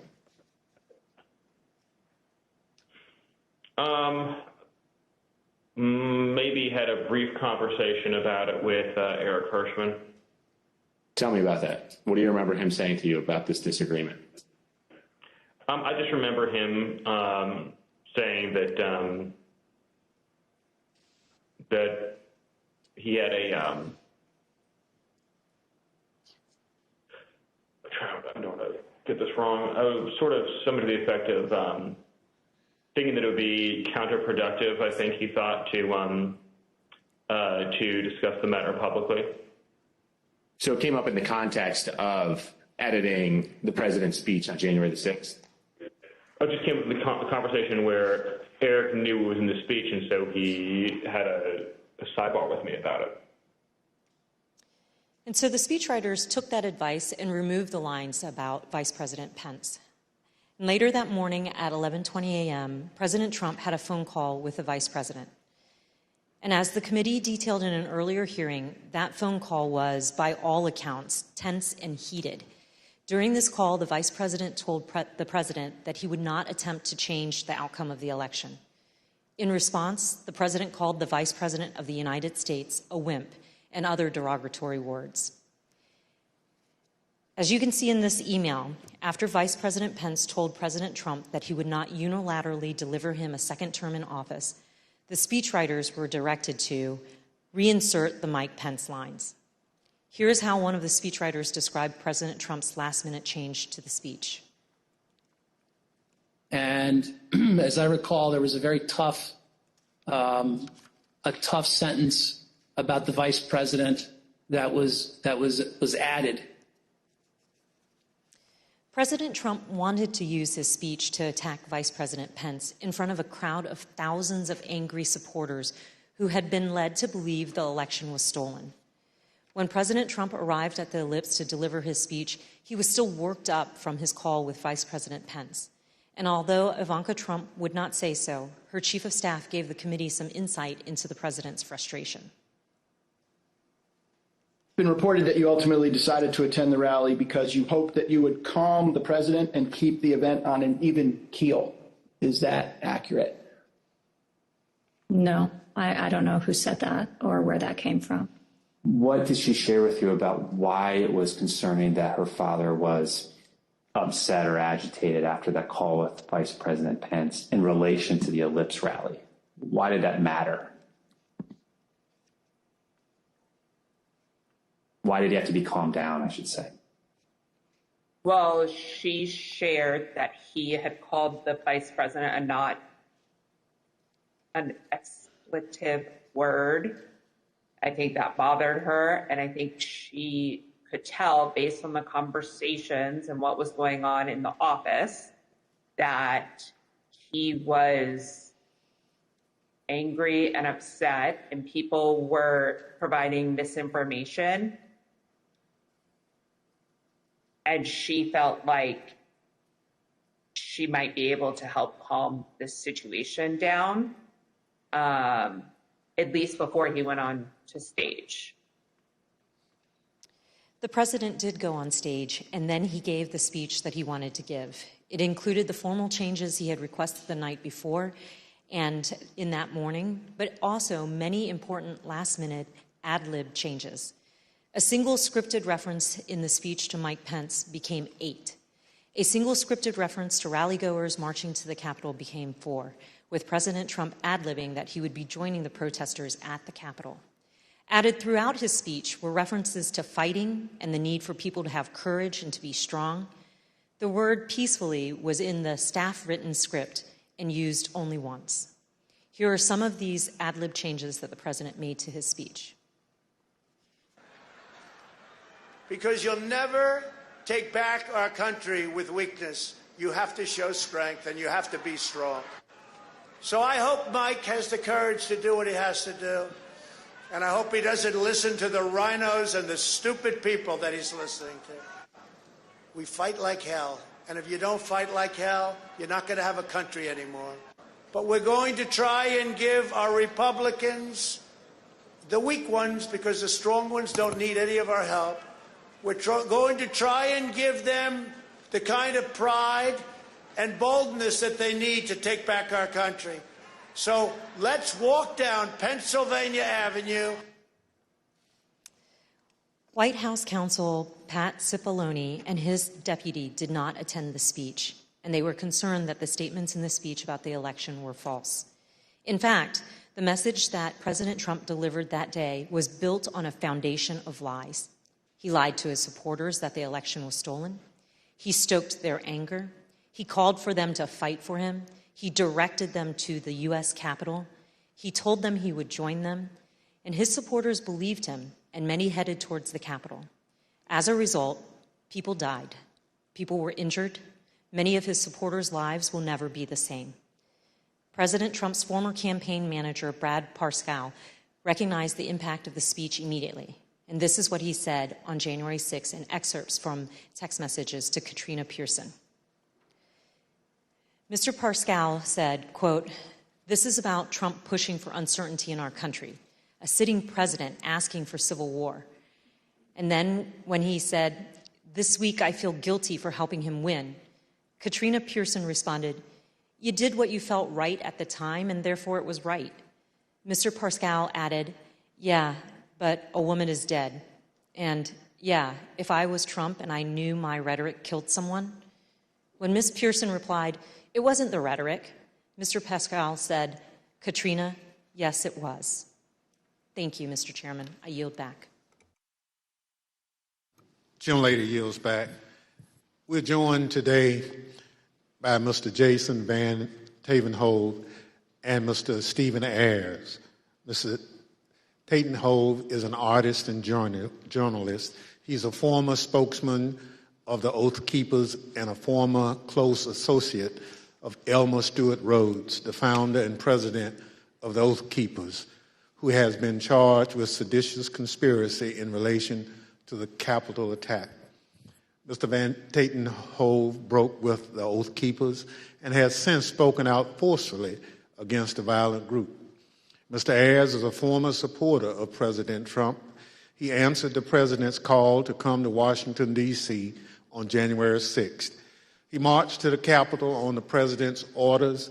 He pleaded guilty last month to disorderly and disruptive conduct at the Capitol. Mr. Ayers, who no longer supports President Trump, came forward voluntarily to share his story as a warning. I will now swear in our witnesses. The witnesses will please stand and raise their right hand. Do you swear or affirm under penalty of perjury that the testimony you're about to give is the truth, the whole truth, and nothing but the truth, so help you God? Thank you. You may be seated. Let the record reflect that the witnesses answered in the affirmative. I recognize myself for questions. Today we've discussed how President Trump summoned an angry mob of supporters to Washington, D.C., many of whom came prepared to do battle against police and politicians alike. We're fortunate enough to be joined by two witnesses who can help us understand who was in the mob that day. Both hardcore violent extremists like the Oath Keepers and Proud Boys and average Trump supporters swept up in the fervor of the day. Mr. Van Tavenhove, can you help us understand who the Oath Keepers are? I can, thank you. My time with the Oath Keepers began back at Bundy Ranch with that first standoff when I went to cover them as an independent journalist. I then subsequently covered two more standoffs, the Sugar Pine Mine standoff and the White Hope Mine standoff. It was at that time that I was offered a job as national media director and an associate editor for the webpage. So I spent a few years with the Oath Keepers, and I can tell you that they may not like to call themselves a militia, but they are. They're a violent militia, and they are largely Stewart Rhodes. And I think, rather than try to use words, I think the best illustration for what the Oath Keepers are happened January 6th, when we saw that stacked military formation going up the stairs of our Capitol. I saw radicalization that started with my beginning of my time with them and continued over a period of time as the member base and who it was that Stuart Rhodes was courting drifted further and further right into the alt-right world, into white nationalists, and even straight up racists. And it came to a point where I could no longer continue to work for them. But the Oath Keepers are a dangerous militia that is in large part fed by the ego and drive of Stuart Rhodes, who at times seemed to see himself as this paramilitary leader. I think that drove a lot of it. So, in my opinion, the Oath Keepers are a very dangerous organization. Well, thank you very much. You've talked a little bit about that danger. So, what is the Oath Keepers' vision for America, and why should Americans be concerned about it? I think we saw a glimpse of what the vision of the Oath Keepers is on January 6th. It doesn't necessarily include the rule of law. It doesn't necessarily include, it includes violence. It includes trying to get their way through lies, through deceit, through intimidation, and through the perpetration of violence. The swaying of people who may not know better through lies and rhetoric and propaganda that can get swept up in these moments. And I'll admit I was swept up at one point as well, too. But I don't know if that answers the question. Well, it does. And you talk about being swept up. So at what point did you break with the Oath Keepers? There came a point, there were many red flags, and I probably should have broke with them much earlier than I did. But the straw that broke the camel's back really came when I walked into a grocery store. We were living up in the very remote town of Eureka, Montana, and there was a group of core members of the group of the Oath Keepers and some associates, and they were having a conversation at that public area where they were talking about how the Holocaust was not real. And that was, for me, something I just could not abide. And, you know, we were not wealthy people at all. We were barely surviving, and it didn't matter. I went home to my wife and my kids, and I told them that I've got to walk away at this point. I don't know how we're going to survive or where we're going to go or what we're going to do, but I just can no longer continue, and put in my resignation. Thank you very much. Mr. Ayers, there were many people in the crowd that day, January 6th, including you, who were not part of an extremist group. I'd like to start by having you tell the American people a little bit about yourself. Can you tell us about your life before January 6th? Yeah, basically nothing but a family man and a working man. Worked at the company, a cabinet company up in Northeast Ohio for going on 20 years. You know, family's my life. I was a supervisor there, so that took up a lot of my a lot of my free time. Other than that, with my family, camping, playing basketball, playing games with my son. Just what any ordinary American citizen, family man would do. Yep, exactly. So this committee has reviewed thousands of hours of surveillance footage from January 6th. During this review, we identified you entering the Capitol as we see in this video. Mr. Ayers, why did you decide to come to Washington on January 6th? For me personally, I was, pretty hardcore into the social media, Facebook, Twitter, Instagram. I followed, President Trump, on all of the websites,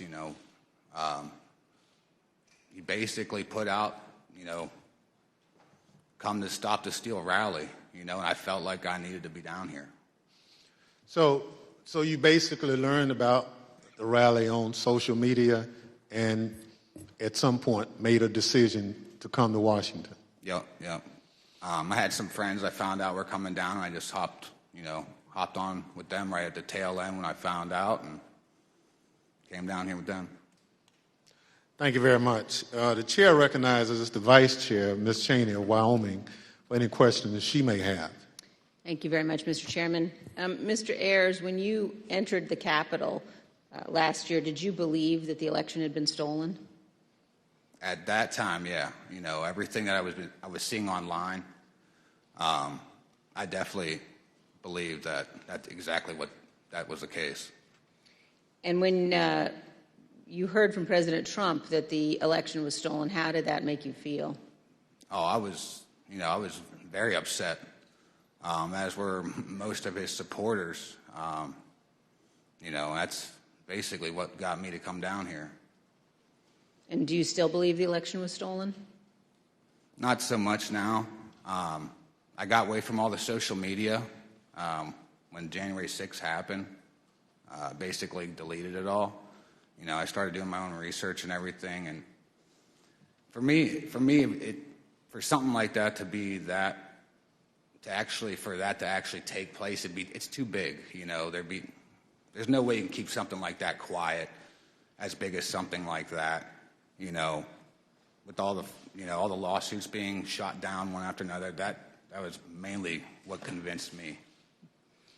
Well, and I think that's very important. And we've also talked about today and in previous hearings the extent to which the president himself was told that the election hadn't been stolen by his Justice Department, by his White House counsel, by his campaign. Would it have made a difference to you to know that President Trump himself had no evidence of widespread fraud? Oh, definitely. Who knows? I may not have come down here then. Thank you very much, Mr. Chairman. I yield back. Gentlelady yields back. Chair recognizes the gentlewoman from Florida, Ms. Murphy. Thank you, Mr. Chairman.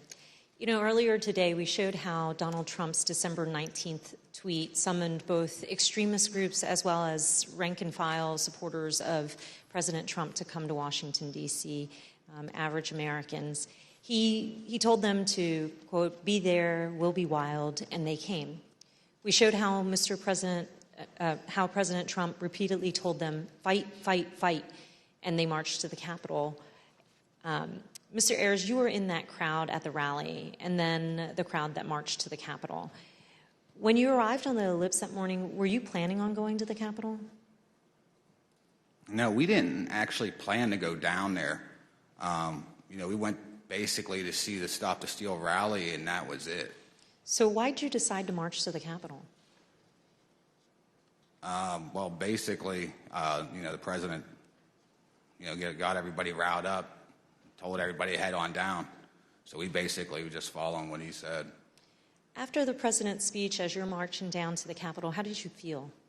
I was, I'm angry, after everything that was basically said in the speech. A lot of the stuff he said, he already put out in tweets. I've already seen it and heard it before.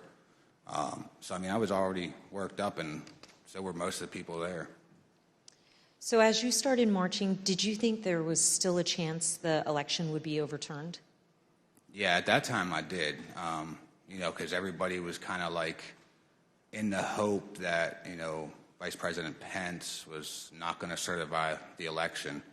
Also the whole time on our way down there, we kept hearing about this big reveal I remember us talking about, and we kind of thought maybe that was it.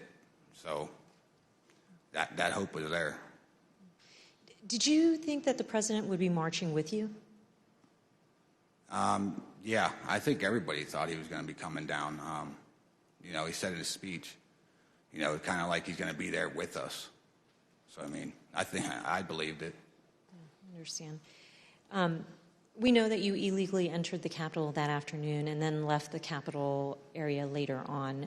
What made you decide to leave? Basically, when President Trump put his tweet out, we literally left right after that come out. You know, to me, if he would have done that earlier in the day, 1:30, we wouldn't be in this. Maybe we wouldn't be in this bad of a situation or something. Thank you. Mr. Chairman, I yield back. Chair recognizes the gentleman from Maryland, Mr. Raskin. Thank you, Mr. Chairman. Mr. Van Tatenhoff, in the run-up to January 6th, Stuart Rhodes publicly implored President Trump to invoke the Insurrection Act, the 1807 law that allows the president to call up militias to put down a rebellion against the United States. And I want to get your thoughts about this in the context of your prior relationship with Stuart Rhodes. I understand that you had conversations with Rhodes about the Insurrection Act. Why was he so fixated on that, and what did he think it would enable the Oath Keepers to do? Well, I think it gave him a sense of legitimacy, that it was a path forward to move forward with his goals and agendas. I think we need to quit mincing words and just talk about truths. And what it was going to be was an armed revolution. I mean, people died that day. Law enforcement officers died this day.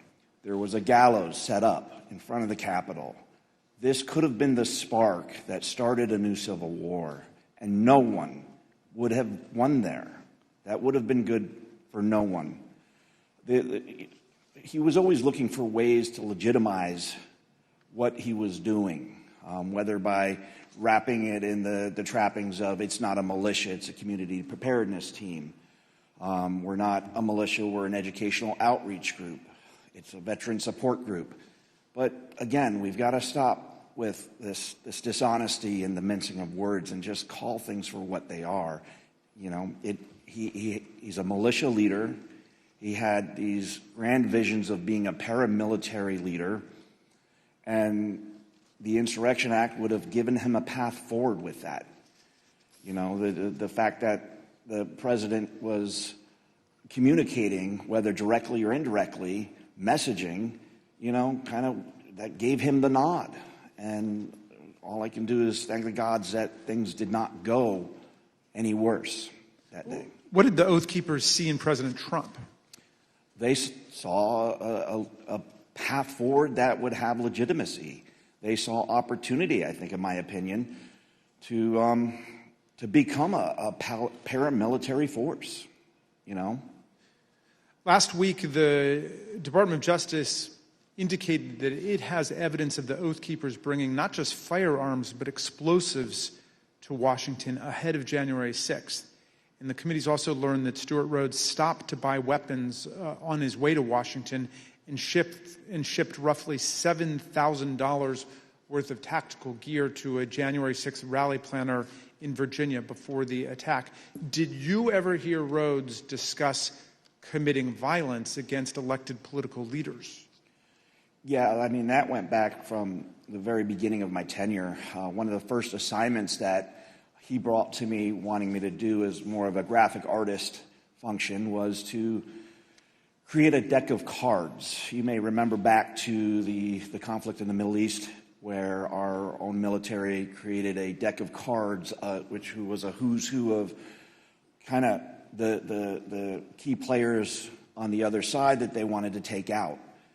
And Stuart was very intrigued by that notion and influenced by it, I think. And he wanted me to create a deck of cards that would include different politicians, judges, including up to Hillary Clinton as the Queen of Hearts. This is a project that I refused to do. But from the very start, we saw that. There was always the push for military training, including there were courses in that community that went over explosives training. So, yeah, this all falls in line.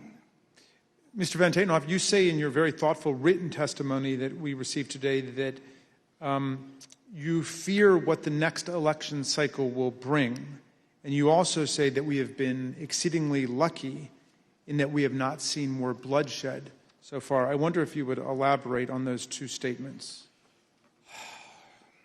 I think as far as the luck goes, we've had the potential from Bundy Ranch on. I mean, being boots on the ground at these standoffs, and they were standoffs where there were firearms pointed across lines at federal law enforcement agencies, whatever it may be with that particular standoff. But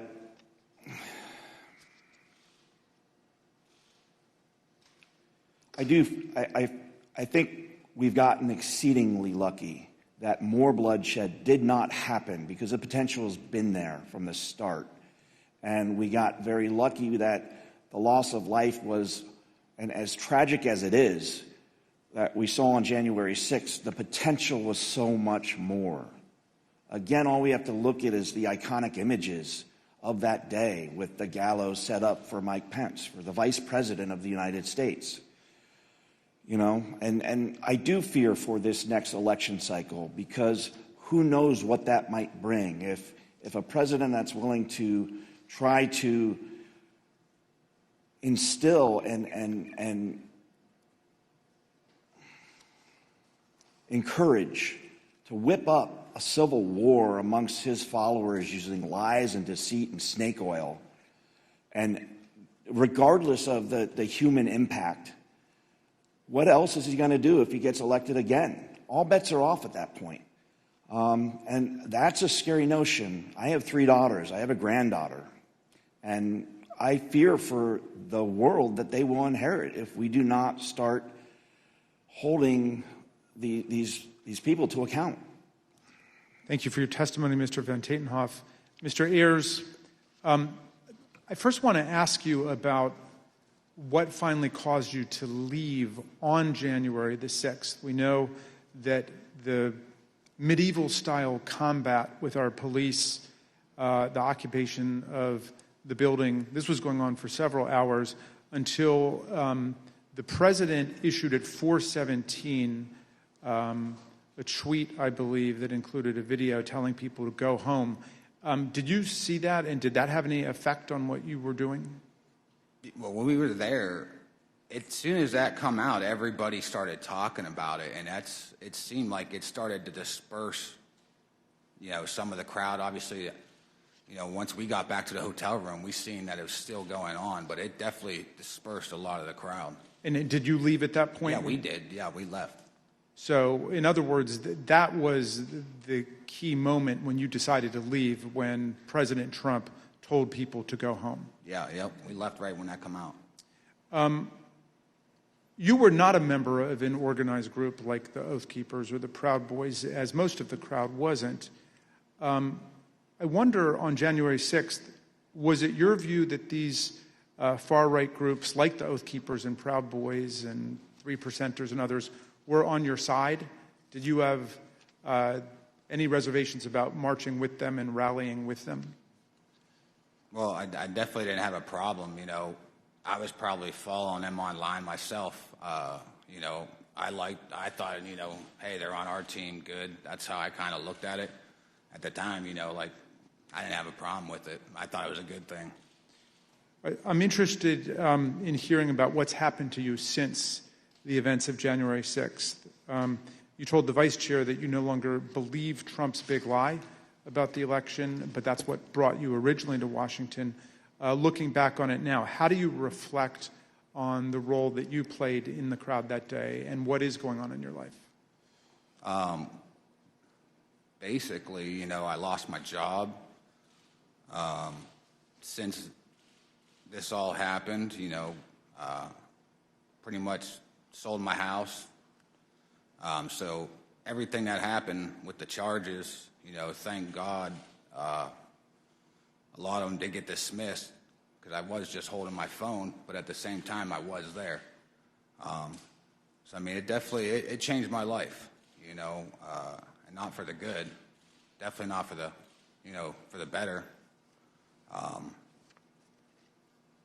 Yeah, I mean, that's all I could say. President Trump is still promoting the big lie about the election. How does that make you feel?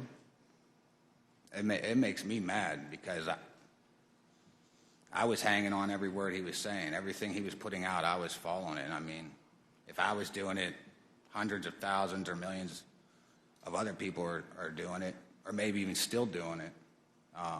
It's like he just said about that.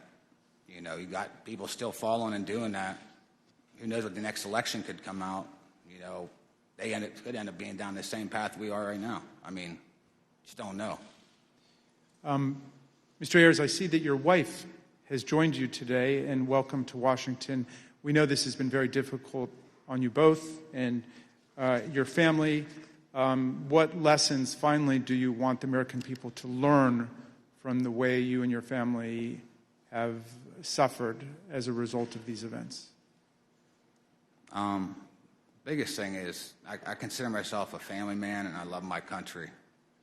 And I don't think any one man is bigger than either one of those. I think that's what needs to be taken. You know, people dive into the politics, and for me, I felt like I had, like horse blinders on. I was locked in the whole time. Biggest thing for me is take the blinders off, make sure you step back and see what's going on before it's too late. Well, I want to thank you for your testimony and for appearing, both of you, today. And Mr. Chairman, I yield back to you. Gentleman yields back. I want to thank our witnesses for joining us today. The members of the Select Committee may have additional questions for today's witnesses, and we ask that you respond expeditiously in writing to those questions. Without objections, members will be permitted 10 business days to submit statements for the record, including opening remarks and additional questions for the witnesses. Without objection, the chair recognizes the gentleman from Maryland, Mr. Raskin, for a closing statement. Thank you, Mr. Chairman.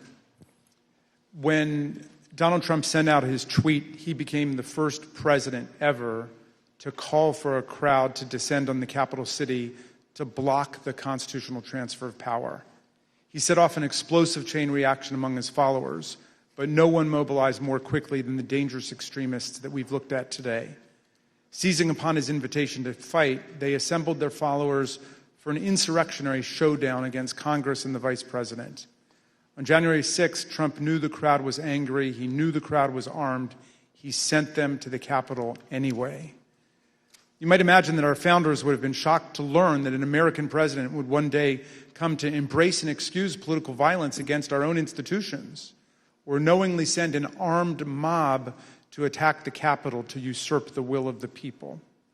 But you know, Mr. Chairman, the founders were pretty wise about certain things, and at the start of the Republic, they actually warned everyone about Donald Trump. Not by name, of course, but in the course of advising about the certain prospect that ambitious politicians would try to mobilize violent mobs to tear down our own institutions in service of their insatiable ambitions. In the very first Federalist paper, Alexander Hamilton observed that history teaches that opportunistic politicians who desire to rule at all costs will begin first as demagogues, pandering to the angry and malignant passions of the crowd, but then end up as tyrants, trampling the freedoms and the rights of the people. A violent insurrection to overturn an election is not an abstract thing, as we've heard. Hundreds of people were bloodied, injured, and wounded in the process, including more than 150 police officers, some of them sitting in this room today. I want to give you an update on one officer who was badly wounded in the attack and is well known to the members of this committee because he testified before us last year. Sergeant Aquilino Ganell is an Army veteran who spent a year on active combat duty in the Iraq War and then 16 years on the Capitol Force. Nothing he ever saw in combat in Iraq, he has said, prepared him for the insurrection where he was savagely beaten, punched, pushed, kicked, shoved, stomped, and sprayed with chemical irritants along with other officers by members of a mob carrying hammers, knives, batons, and police shields taken by force, and wielding the American flag against police officers as a dangerous weapon.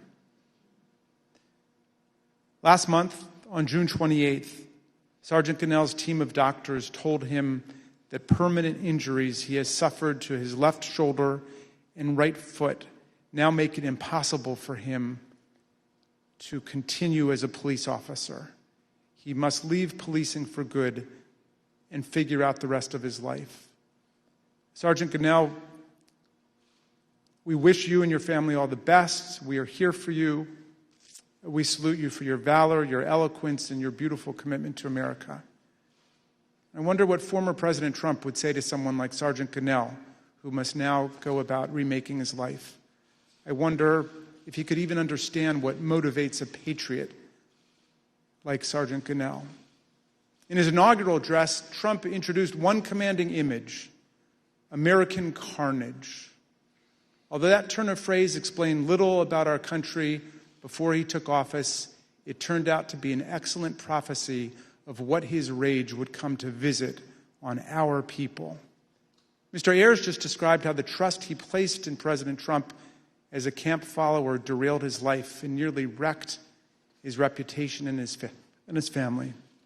A few weeks ago, we heard Shay Moss and her mother, Ruby Freeman, Speaker Rusty Bowers from Arizona, and Georgia's Secretary of State Brad Raffensperger describe how hate-filled intimidation campaigns by Trump and his followers made them prisoners in their homes and drove their stress and anxiety to soaring new heights when they refused to do Trump's bidding.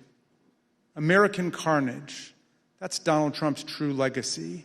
His desire to overthrow the people's election and seize the presidency interrupted the counting of electoral college votes for the first time in American history, nearly toppled the constitutional order, and brutalized hundreds and hundreds of people. The Watergate break-in was like a Cub Scout meeting compared to this assault on our people and our institutions. Mr. Chairman, these hearings have been significant for us and for millions of Americans, and our hearing next week will be a profound moment of reckoning for America. But the crucial thing is the next step. What this committee, what all of us will do to fortify our democracy against coups, political violence, and campaigns to steal elections away from the people. Unlike Mr. Ayers and Mr. Van Tatenhove, people who have recovered and evolved from their descent into the hell of fanaticism, Donald Trump has only expanded his big lie to cover January 6th itself. He asserts the insurrection was the real election, and the election was the real insurrection. He says his mob greeted our police officers on January 6th with hugs and kisses. He threatens to take one of America's two major political parties with him down the road to authoritarianism, and it is Abraham Lincoln's party, no less. The political scientists tell us that authoritarian parties have two essential features in common in history and around the world.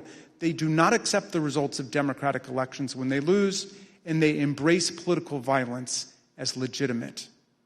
And the problem of incitement to political violence has only grown more serious in the internet age, as we have just heard. But this is not the problem of one party, it is the problem of the whole country now. American democracy, Mr. Chairman, is a precious inheritance, something rare in the history of the world and even on earth today. Constitutional democracy is the silver frame, as Lincoln put it, upon which the golden apple of freedom rests. We need to defend both our democracy and our freedom with everything we have and declare that this American carnage ends here and now. In a world of resurgent authoritarianism and racism and anti-Semitism, let's all hang tough for American democracy. Thank you, Mr. Chairman. I yield back. Gentleman yields back. Without objection, the chair recognizes the gentlewoman from Florida, Ms. Murphy, for a closing statement. Thank you, Mr. Chairman. At one of our first hearings, Chairman Thompson explained that the members of this committee would not spend much time talking about ourselves. Rather, we would let the evidence play the leading role. And the chairman was right, because this isn't about promoting ourselves as individuals. It's about protecting the country we love. And it's about preserving what actually makes America great: the rule of law, free and fair elections, and the peaceful transfer of power from one elected leader to the next. But if I may say a word about myself and why I'm proud to serve on this committee. I'm the only member of this committee who was not blessed to be born an American. I was born in Vietnam after the Vietnam War, and my family and I fled a communist government and were rescued by the U.S. Navy and were given sanctuary in America. My patriotism is rooted in my gratitude for America's grace and generosity. I love this country. On January 6th, 4 decades after my family fled a place where political power was seized through violence, I was in the United States Capitol, fleeing my fellow Americans. Members of the angry mob had been lied to by a president and the other powerful people who tried to convince them without evidence that the election had been stolen from them. Some of them then tried to use physical violence to overturn the outcome of a free and fair election. Our committee's overriding objective is to fight fiction with facts, to create a full account for the American people and for the historical record, to tell the truth of what happened and why it happened, to make recommendations so it never happens again, to defend our democracy. To me, there's nothing more patriotic than that. Thank you. Mr. Chairman, I yield back. Gentlelady yields back. Without objection, the chair recognizes the gentlewoman from Wyoming, Ms. Cheney, for a closing statement. Thank you very much, Mr. Chairman. Mr. Chairman, let me put what you have seen today in a broader context. At the very outset of our hearings, we described several elements of President Trump's multi-part plan to overturn the 2020 election. Our hearings have now covered all but one of those elements: an organized campaign to persuade millions of Americans of a falsehood that the 2020 election was stolen by widespread fraud, a corrupt effort to pressure Vice President Pence to refuse to count electoral votes, an effort to corrupt the U.S. Department of Justice, efforts to pressure state election officials and legislators to change state election results, a scheme to create and submit fake electoral slates from multiple states. And today, you saw how President Trump summoned a mob to Washington for January 6th, and then, knowing that that mob was armed, directed that mob to the United States Capitol. Every one of these elements of the planning for January 6th is an independently serious matter. They were all ultimately focused on overturning the election, and they all have one other thing in common. Donald Trump participated in each substantially and personally. He oversaw or directed the activity of those involved. Next week, we will return to January 6th itself. As we have shown in prior hearings, Donald Trump and his legal team, led by Rudy Giuliani, were working on January 6th to delay or halt Congress's counting of electoral votes. The mob attacking and invading the Capitol on that afternoon of January 6th was achieving that result. And for multiple hours, Donald Trump refused to intervene to stop it. He would not instruct the mob to leave or condemn the violence. He would not order them to evacuate the Capitol and disperse. The many pleas for help from Congress did no good. His staff insisted that President Trump call off the attack. He would not. Here are a few of the many things you will hear next week from Mr. Cipollone.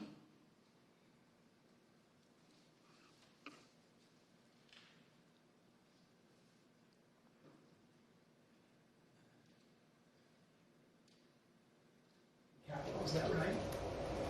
I was, and others were as well. Was it necessary for you to continue to push for a statement directing people to leave all the way through that period of time until it was ultimately issued after? I felt it was my obligation to continue to push for that, and others felt it was their obligation as well. Would it have been possible at any moment for the president to walk down to the podium in the briefing room and talk to the nation at any time between when you first gave him that advice at 2 o'clock and 4:17 when the video statement went out? Would that have been possible? Would it have been possible? Yes. Yes, it would have been possible. And you will hear that Donald Trump never picked up the phone that day to order his administration to help. This is not ambiguous. He did not call the military. His Secretary of Defense received no order. He did not call his Attorney General. He did not talk to the Department of Homeland Security. Mike Pence did all of those things. Donald Trump did not. We will walk through the events of January 6th next week, minute by minute. And one more item. After our last hearing, President Trump tried to call a witness in our investigation, a witness you have not yet seen in these hearings.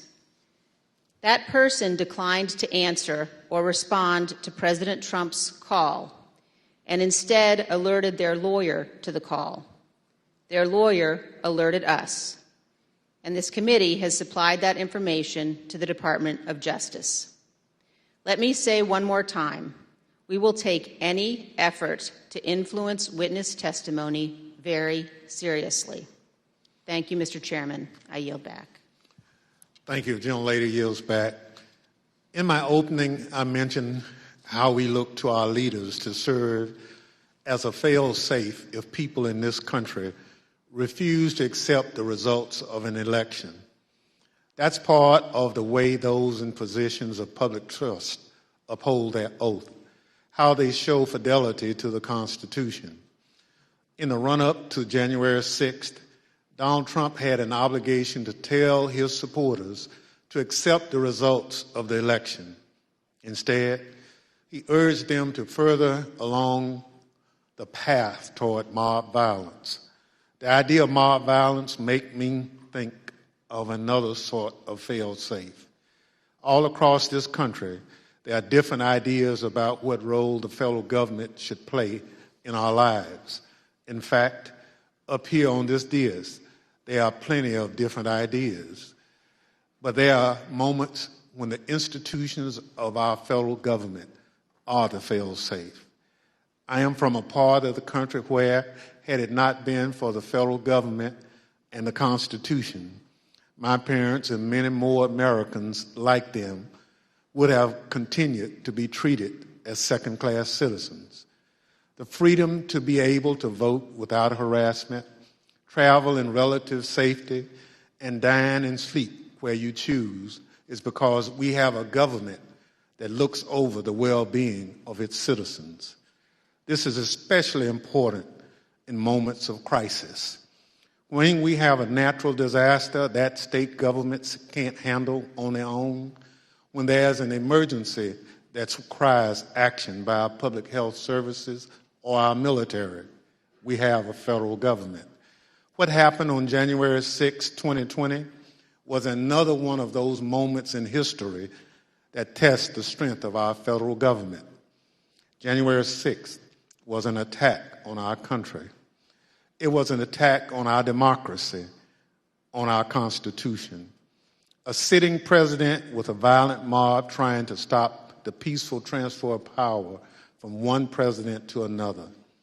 It still makes my blood boil to think of it. In a moment like that, what would you expect to see? You expect to see the President of the United States sitting behind a resolute desk in the Oval Office, assuring the American people that the attack would be repelled and the threat would be dealt with. You'd expect to be reassured that there was a fail-safe. Instead, the President of the United States sent the mob. He disregarded the advice of the people who had taken an oath to the Constitution.